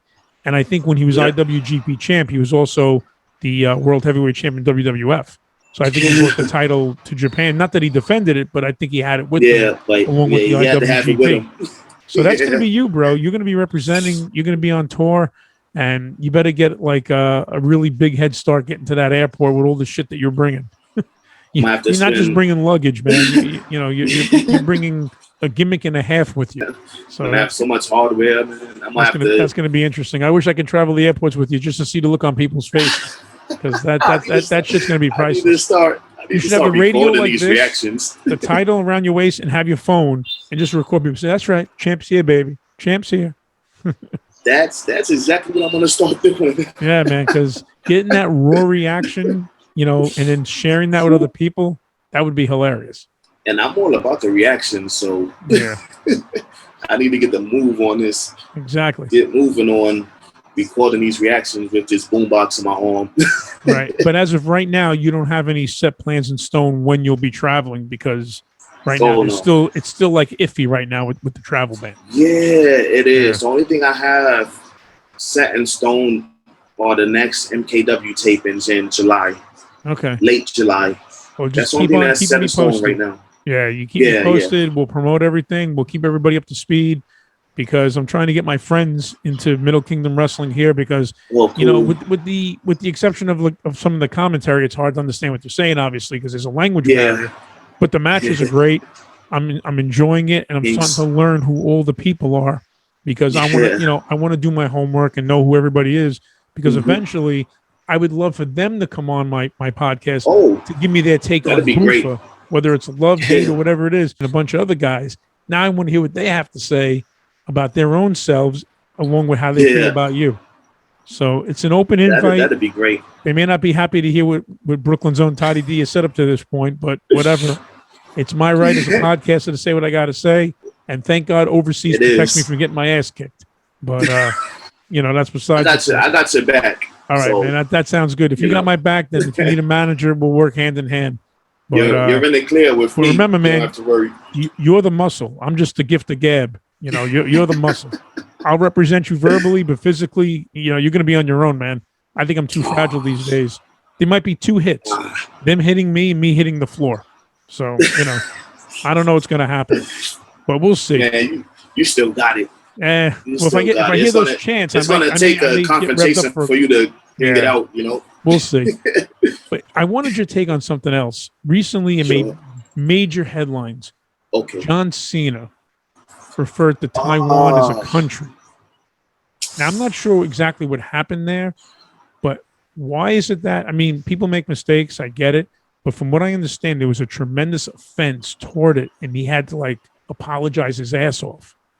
And WWE took umbrage to that. They were pissed that he apologized so much. So do you know what happened? Like, what's your take on it? So I saw a video about it.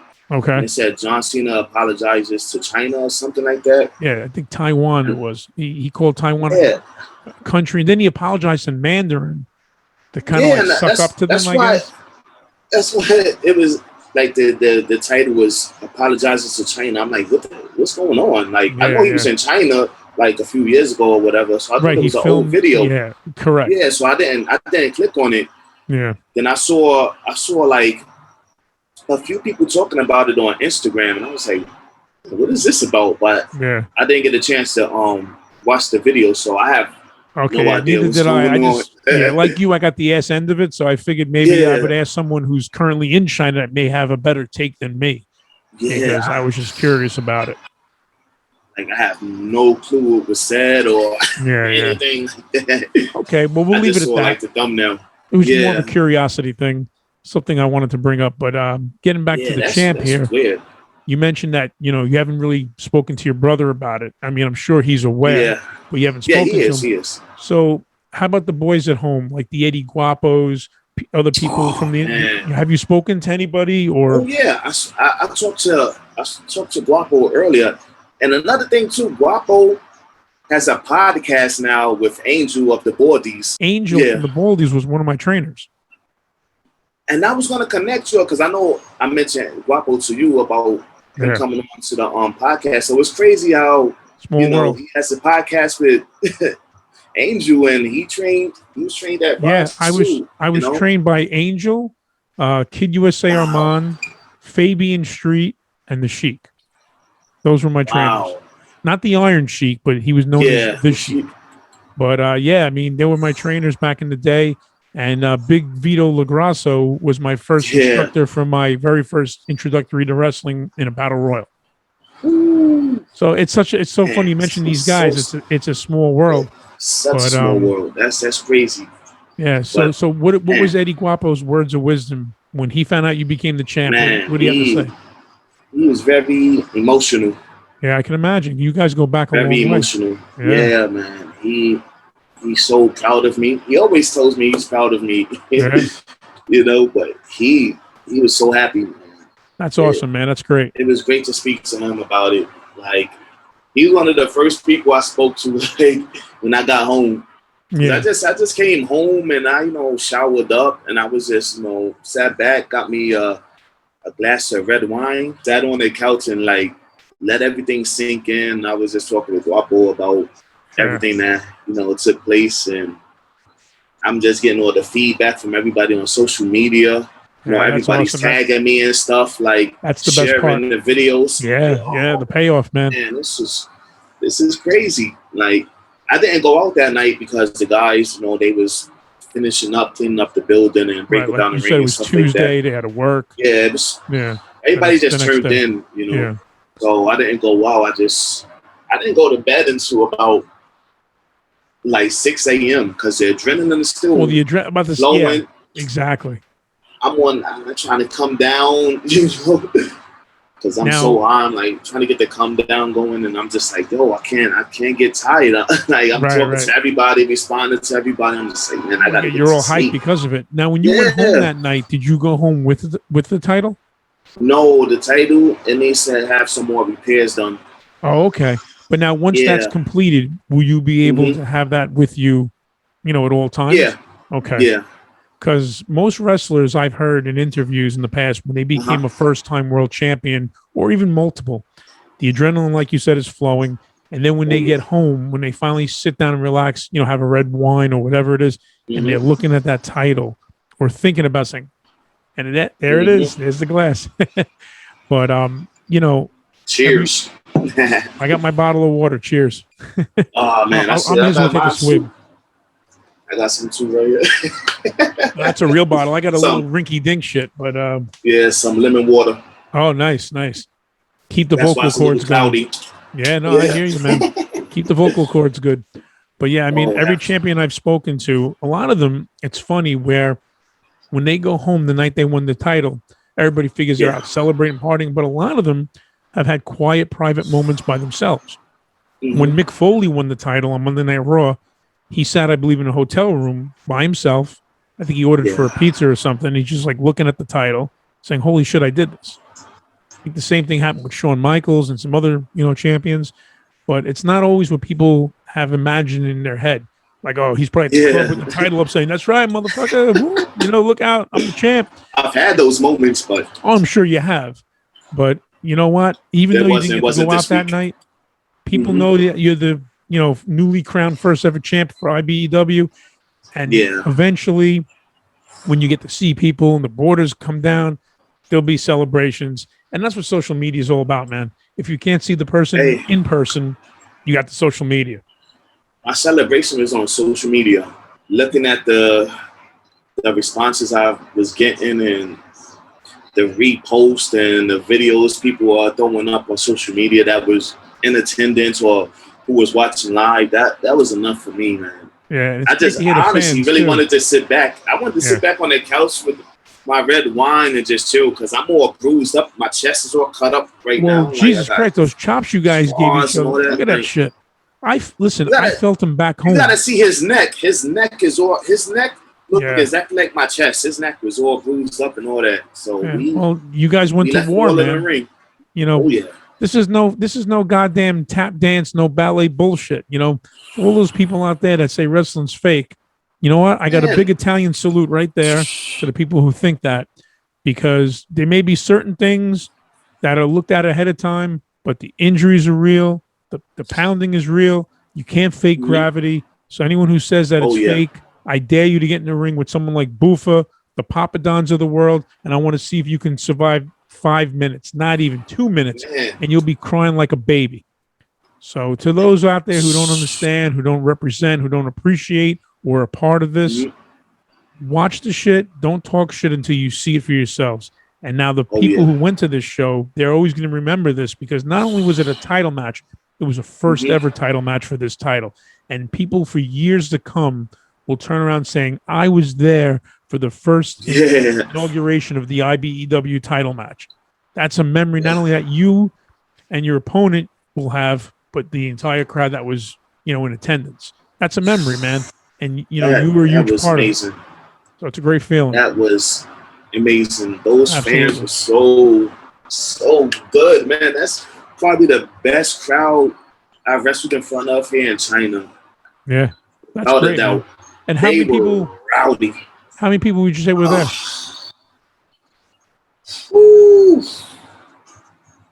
that's a tough one, man. Because it looked like a good turnout. The building was angled. Yeah, the building was angled, kind of weird, Right. Yeah. Because like at the entranceway, there was still there was chairs all over. I saw that. Yeah. Yeah, back there, and it's kind of, it's not lit up on that side. It's pretty dark, but there was chairs back there, chairs on the other side near the hall camera. So I would say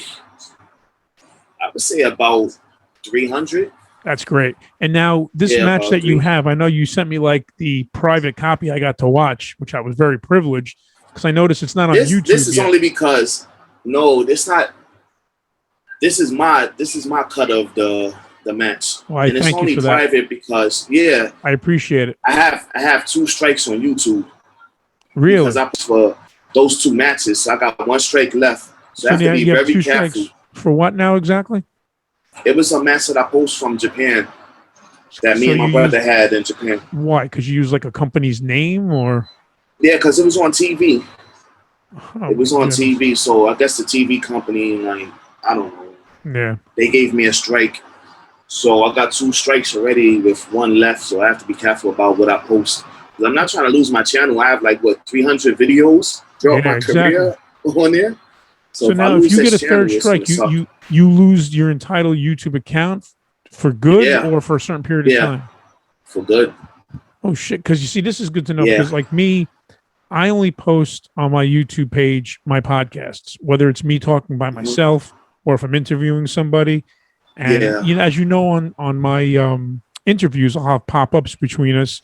Like if we're talking Yeah. Middle Kingdom Wrestling, Eddie Guapo, I like to put up little visuals so when somebody's watching the podcast, they can share with us and know what we're talking about, you know, who we're talking about or what we're talking about. But now I got to be careful because you can't mention certain things or show things. I think it's more like showing videos and stuff. Like if we were talking about Savage and Steamboat and I had a picture of Savage for a second or Steamboat for a second, I don't think that'd be a big deal. But if we played a video, the title, and earlier on I used, you know, Ricky Steamboat and Randy Savage as an example with the false finishes. I think if I showed a video of that, that would be an issue. But if I showed a quick picture that popped up between us, I don't think that's too big of an issue. Problem. Yeah, it wouldn't be a problem. It's the actual videos. It's weird, man. All these guidelines now. So yeah, I mean, WWE is all over that shit. They, you know, they block out everything.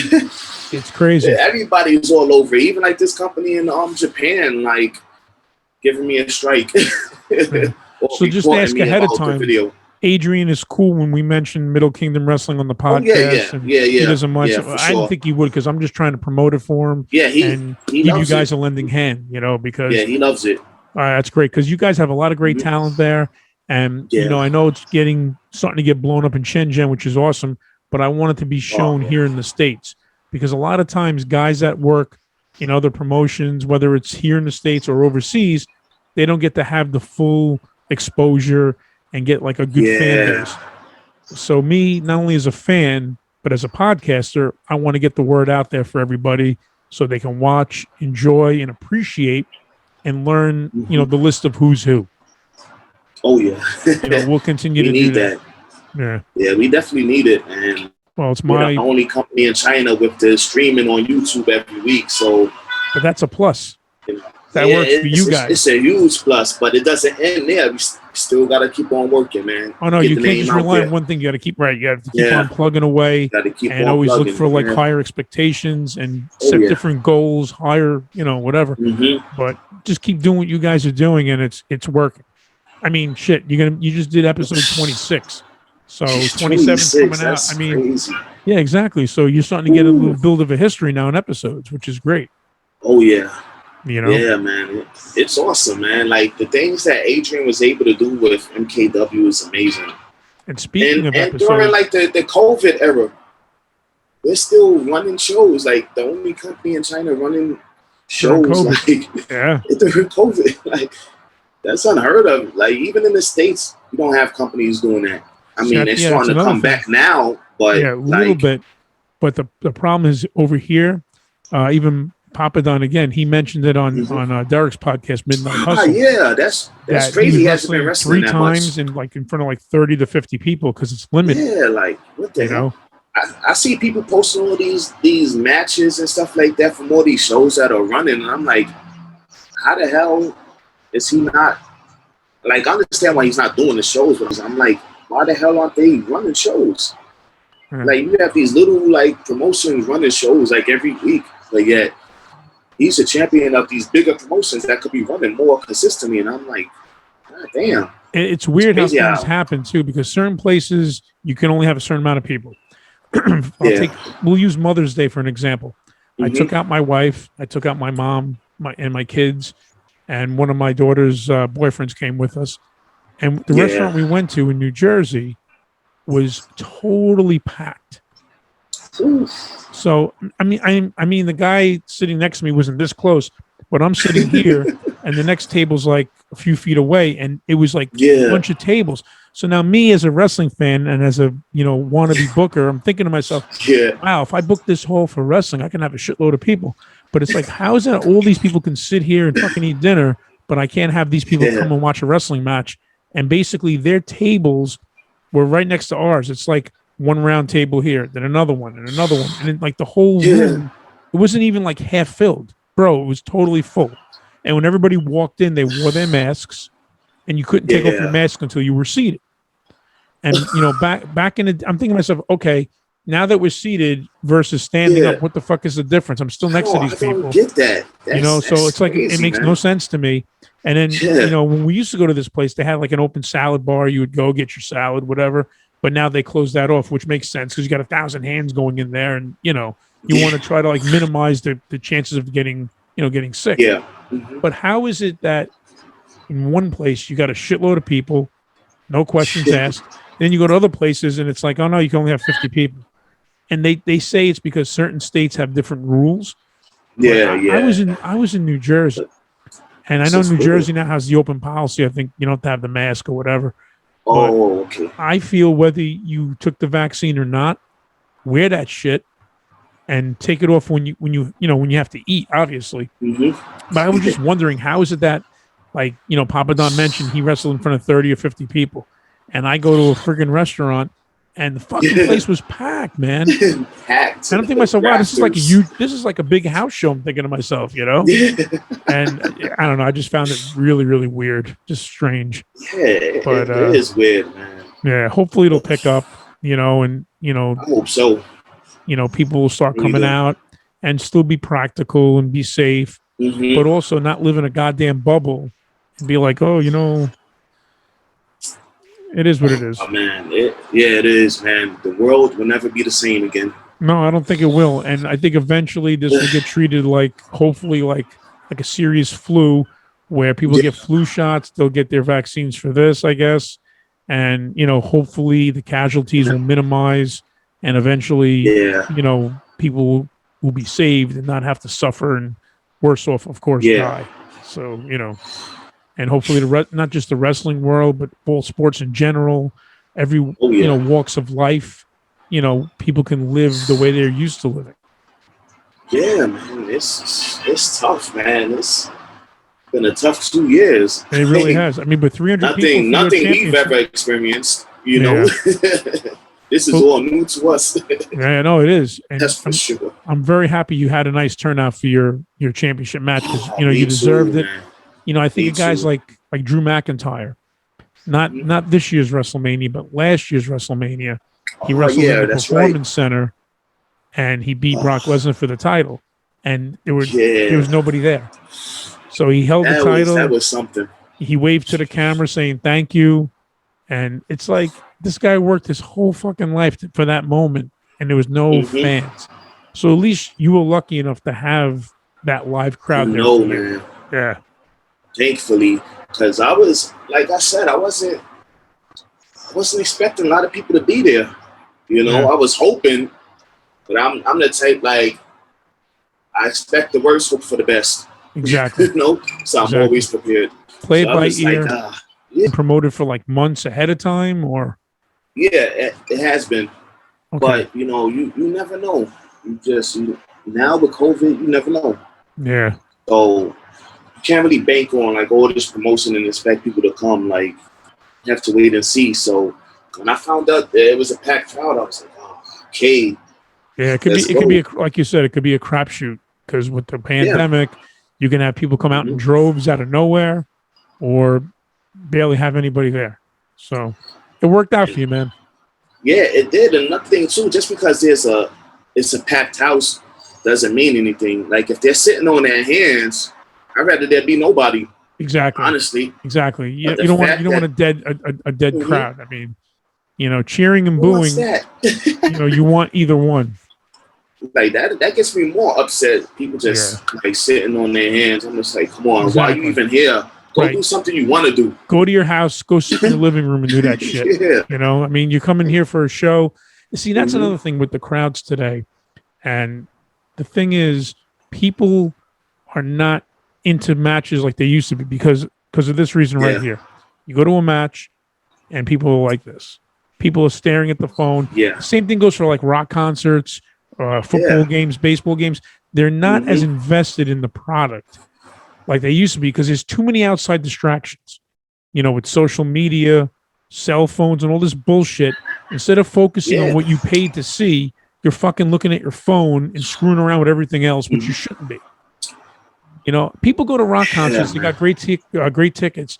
and they're watching with their phone, taking pictures instead of fucking looking with your goddamn eyes. Look at the goddamn shit. It's right in front of you, asshole. Don't look at your Be phone. in the moment.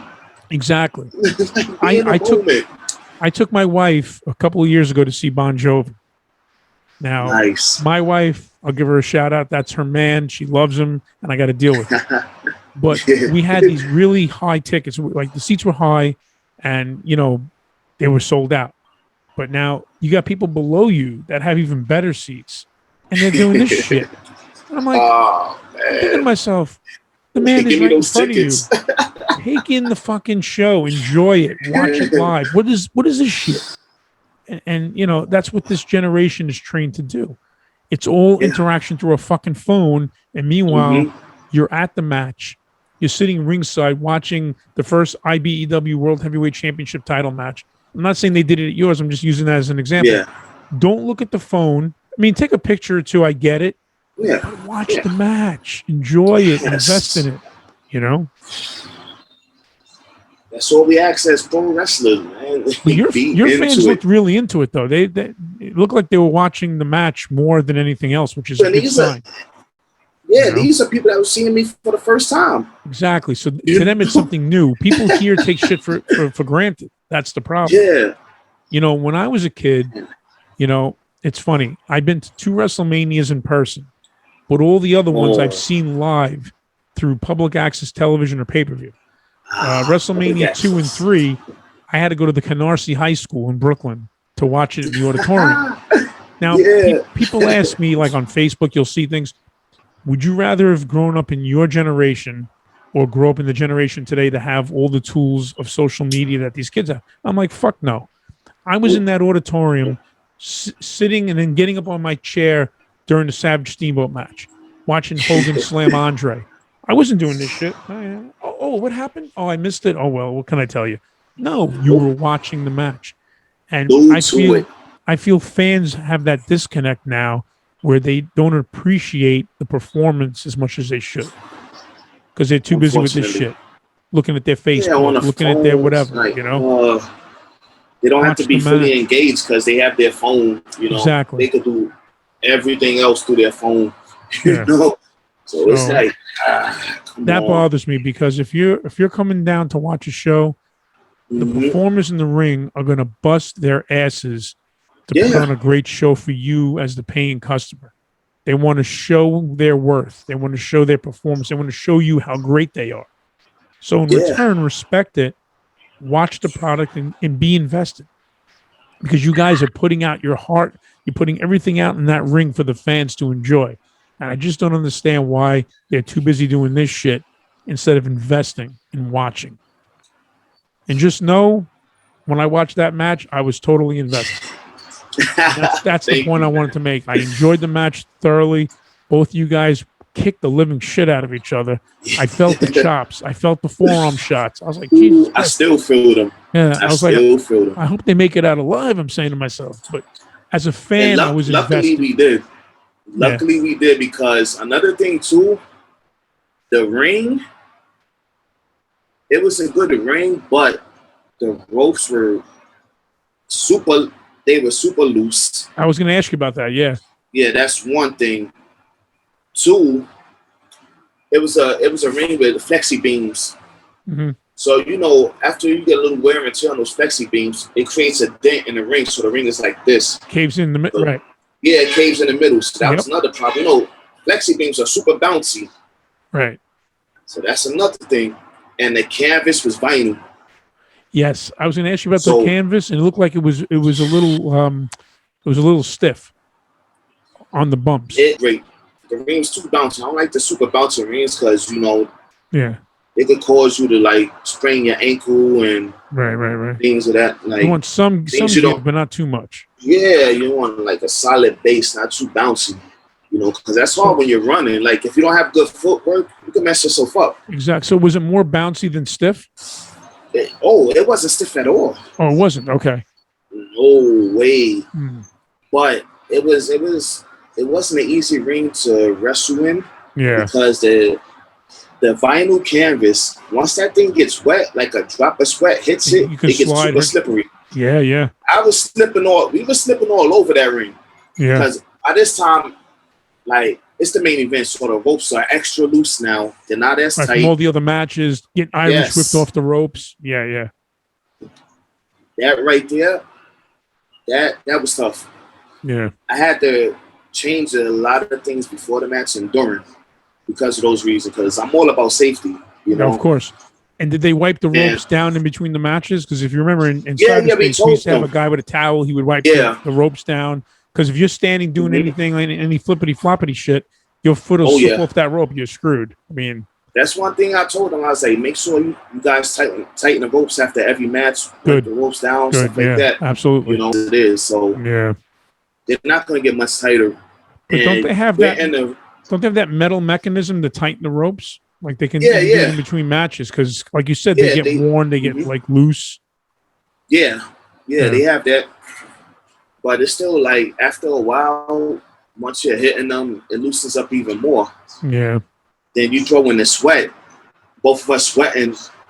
Yeah. That sweat is hitting the bad combination, canvas. Man. Yeah. Woo! It was tough to wrestle in that ring, man. It's funny you mentioned that because I was just watching the documentary on A&E on Shawn Michaels, and they take you back to the Rockers match when they wrestled the Hart Foundation for the tag titles. Oh, when the ropes broke? When the rope broke, exactly.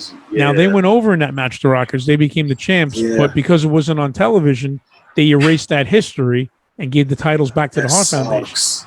All because of a busted rope. Man. And that's like my biggest fear, watching a guy, whether he's small or big, get Irish whipped into a rope and the fucking thing just breaks. Yeah. That can be very dangerous. Person go fly backwards, get injured. I've seen it happen a few times. Jesus. The top rope just snaps and the guy flips out the ring. Well, he has no control. You can't fight gravity. Yeah. You're going to go flying either way. That was crazy. Like, every time it happened, I was like, ooh. Yeah. Luckily, the guy was all right. Times it happened that I was like in a person, the guys were okay, you know. Right. Luckily, but you guys got through the match, and you know, even though the ropes were a little loose, you made the best do with it. And watching the match as a fan, trust me, they're not going to see that the ropes were fucked up. As someone like who's crazy like me will see shit like that because you know I've been around the block a few times. You're worth it, man. But that match was great, man. I mean, it took me back to the old days of the stiff punches and the forearms and the chops and the wearing down, and then some good, you know, moves will come up out of nowhere, like the power slam off the ropes, you know, the moonsault, the jumping. I mean, the combinations you guys did, a little chain wrestling. I mean, it all made sense. You know, it wasn't like I hate the total flip flopping, flippity floop bullshit that goes on from beginning to end. Because my thing is this: if I give you 1,000 flip moves and I land on you, what is the 1,000th one? And how's that any different than the first 999 moves? Yeah. It's the same shit. Like back in the days when Jake would grab a guy's arm and give him a short arm clothesline. Oh, man. You knew the DDT was, it's over, man. Now you fucking do a spike DDT from the top rope. The guy bounces like a friggin' basketball, goes flying, and he kicks out at not even two sometimes at one. I'm like, where the fuck is the psychology in this, you know? Yeah, guys, they be like fresh as a daisy on their comebacks. It's like, you just been taking heat for like 10 minutes. Why are you up here speeding around the ring? Like, you're not even groggy and stumbling. Yeah, like, you know, there's no hot tags no more. And sometimes in the tag matches, it's like you said, you just got the shit beat out of you for 10 to 15 minutes. How are you supposed to walk right over and say, "Hey, you're in"? No, man. Where's the climbing? Where's the struggling? Come on, help me. You don't see it. Like the look on your face when you were getting beat down during the match. Believability, psychology, makes sense. Yeah. You know, I hate when people no sell. You know, unless you're like a Braun Strowman and you got a little Rey Mysterio and Rey Mysterio punches Braun Strowman one time, is like, what, motherfucker? I mean, I get that. But if you get two guys of normal size and you're forearming the shit out of the guy and he's not selling, come on. Yeah. It's like, come on, man. Because that's the problem. A lot of people are green, they don't know, but it looks like even though he's pretty new to the business, you know, you guys had a really good match. He's years ahead of so many guys. Like, he's years ahead of guys that been in the business for like 10 years. Yeah, well, it's all about natural talent. He's smooth. Natural he's crisp. Talent. Yeah. And the guys who trained him and the guys he's been working with, you know. Yeah. Well, when I So saw that power slam off the ropes that he did to you, it was so smooth and crisp. It reminded me of a combination of the way Dustin Runnels, Goldust used to do it, and now more recent Randy Orton. You know, he does the scoop power slam off the ropes, and you know you don't see that too often, especially like you don't. not that it's indies, but like overseas, you don't see shit like that. So for a guy to do that, I was very impressed. Excuse me. But, you know, it was believable. He's a student of the game. Yeah. It was a good Just like me. 20-minute match. I'd say maybe 25 minutes. It was a good solid match. And that's a title. That's what a title match should be. Not 5 minutes. Not flippity floopity crap. I mean, that was a great match, and I thoroughly enjoyed it. You know, there's believability. Like the guy on my shirt here, people thought he was fucking crazy back then. And I just watched the documentary on me Tales too. from the Dark Side. So good. It was awesome. And I literally got the shirt the day after I watched it in the mail. And I didn't order this. You get the shirts on Pro Wrestling Tees, and shout out to them. They send you 2 tees a month with a signed 8x10 thing called a micro brawler. You get these pins for your lapel. That's cool. Yeah, and they send you DVDs sometimes. It's like a mystery pack, you know. And you keep paying until you want to cancel. It's like $37. And my wife's going to kill me because my fucking closet has so many shirts now. She's like, that pole's going to break. I'm like, relax. It's fine. You know, I got shirts from like the fucking late 80s till now. My collection's insane. And, you know, anytime we do a podcast, I guarantee you'll never see the same shirt twice.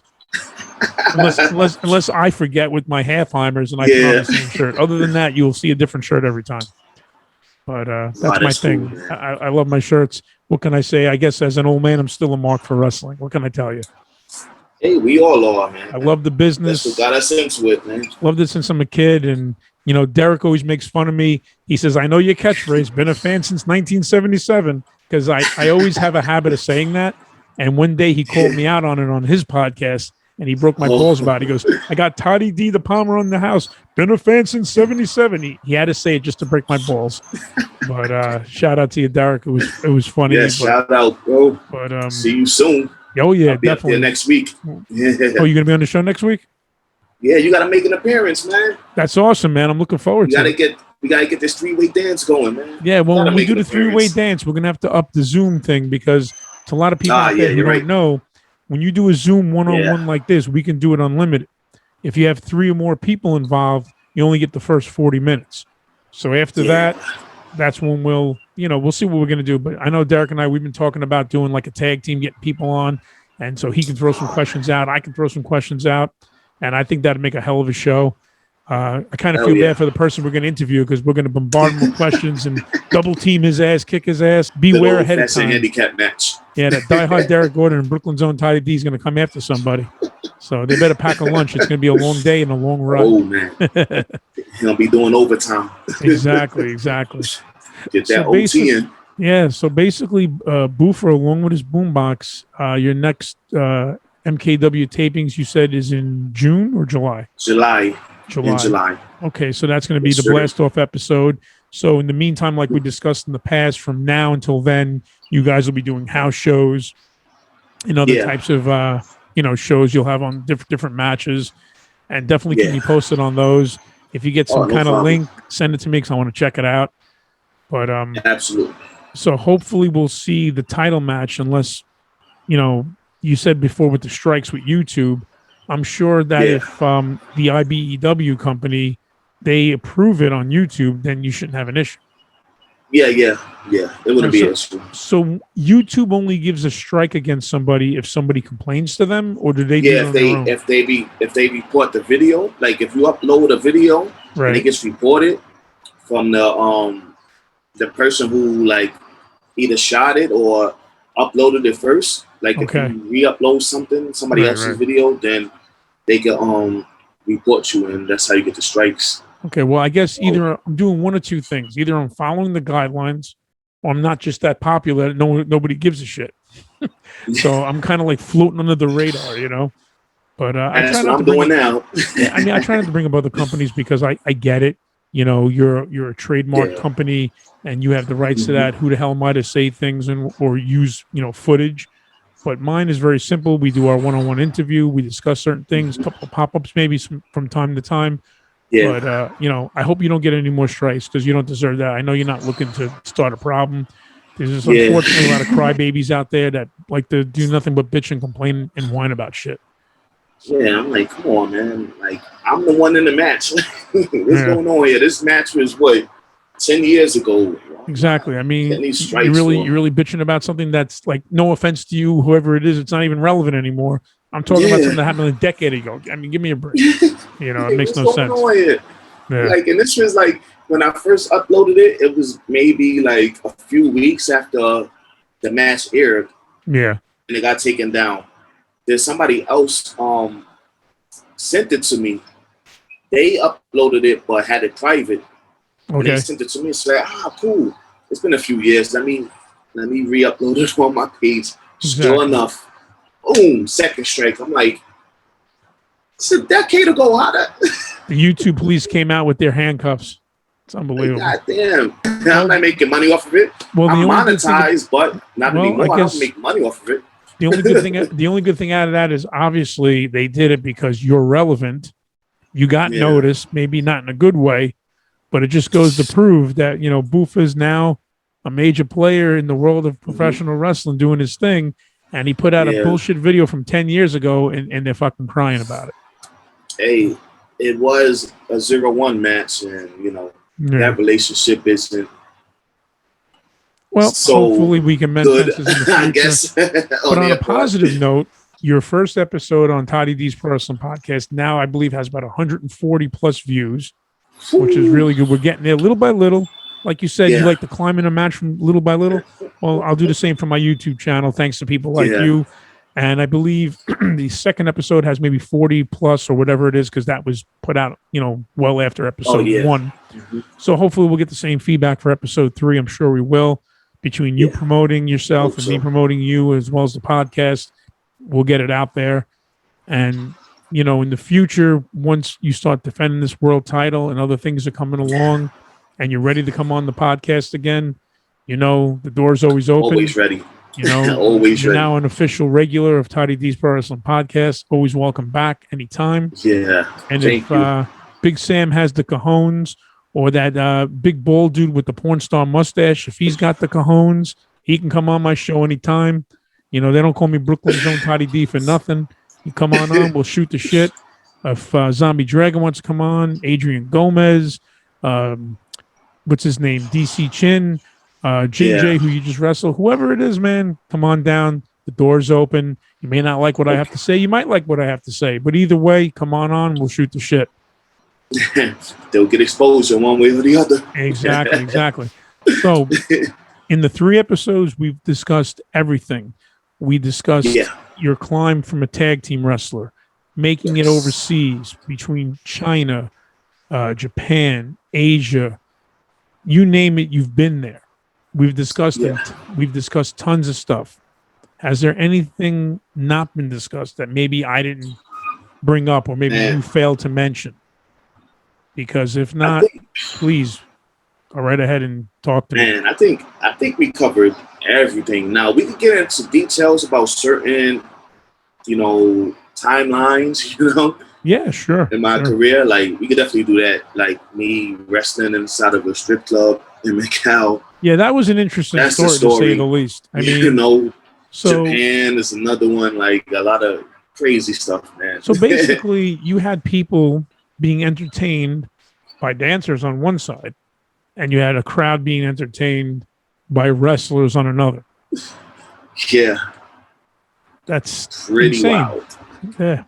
Well, you know what? Wrestlers always have crazy stories to tell, from wrestling in some guy's backyard to maybe in a basement where they can't jump off the top rope because their head will hit the ceiling, to wrestling in front of 300 people, 30 people, 1,000. I mean, it's all about the journey. It's all about the miles, and that's where you get your experience. And for somebody like you who started out in the doghouse, I mean, all your hard work and efforts have now paid off.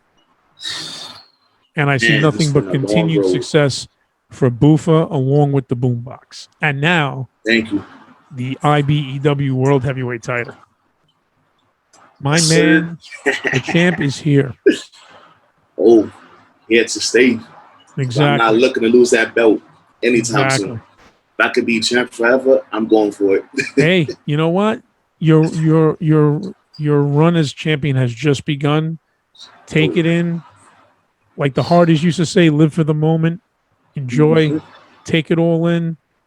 And I feel bad for anyone that has to wrestle you, because after watching that match that you just had in order to win that championship, what you did to acquire that title, I can only imagine what you're going to do to keep that title. So that has to make me ask, if Buffa is in a match and he's all about the crowd, he's all about the fans, he's a fan favorite, he's a face, will Buffa take any steps necessary to keep that title in a match?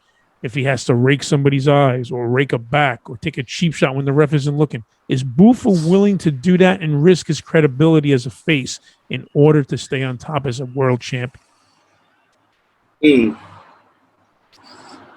You know, I've been a rule breaker before, so I'm not too far removed from that.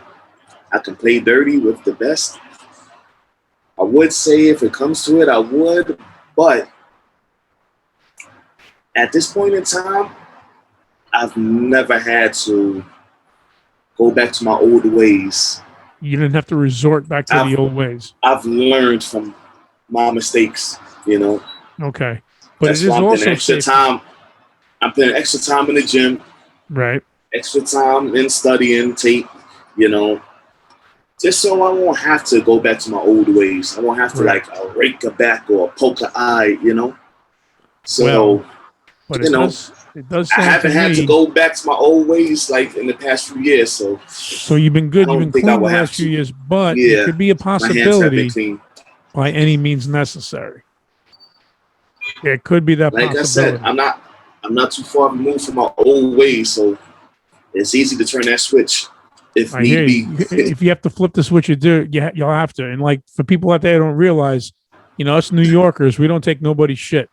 You know, you're from New York, you could be the sweetest guy in the world, but if you fuck us up, man, and act the wrong way, you're gonna pay. Yeah. So hey, put it this way, I won't start it, but I'll finish it. Exactly. Exactly. That's and I think that's a perfect way to end this installment. Ladies and gentlemen, once again, the new first ever IBEW World Heavyweight Champion. I give to you Buffa and the Boombox that was present today on the podcast. Oh, he's coming back. I think the Boombox is going to say a little special goodbye as well, which I hope so. There it is. There's the Boombox. I know it's a cliche. The champ is here. Unfortunately, the title is not, but we will put up a picture of it on the podcast. Once again, congratulations to Buffa and the Boombox for being the first ever IBEW World Heavyweight Champion. All the best to you, my man. Continued success, and I look forward to see not only where this journey takes you, but I look forward to many more episodes here on my podcast discussing what's going on with you and whatever else you want to talk about, to come on the show. Before we go, if you want, give us a plug of all your social media pages. Like always, I'll let you put down the radio first. I know it's a little heavy, not as heavy as the title, but heavy enough. My man, go ahead. Give me a plug. Instagram, it's at Buffa_Ayo. That's AAYOO. It's the same on Twitter and on Facebook. I'm Marcelo Forrest Rhymes. The nickname is Buffa. So type that in. Everybody, you heard it here. It's definitely going to be up on the screen like I did the last time. I'm sure you noticed I put up all your social media pages. I will continue to do so. That's a wrap for Toddy D's Pro Wrestling Podcast. Once again, for Buffa and the Boombox, I'm Brooklyn's own Toddy D. Thank you for being a part of Toddy D's Pro Wrestling Podcast. Until next time, everybody, we're out.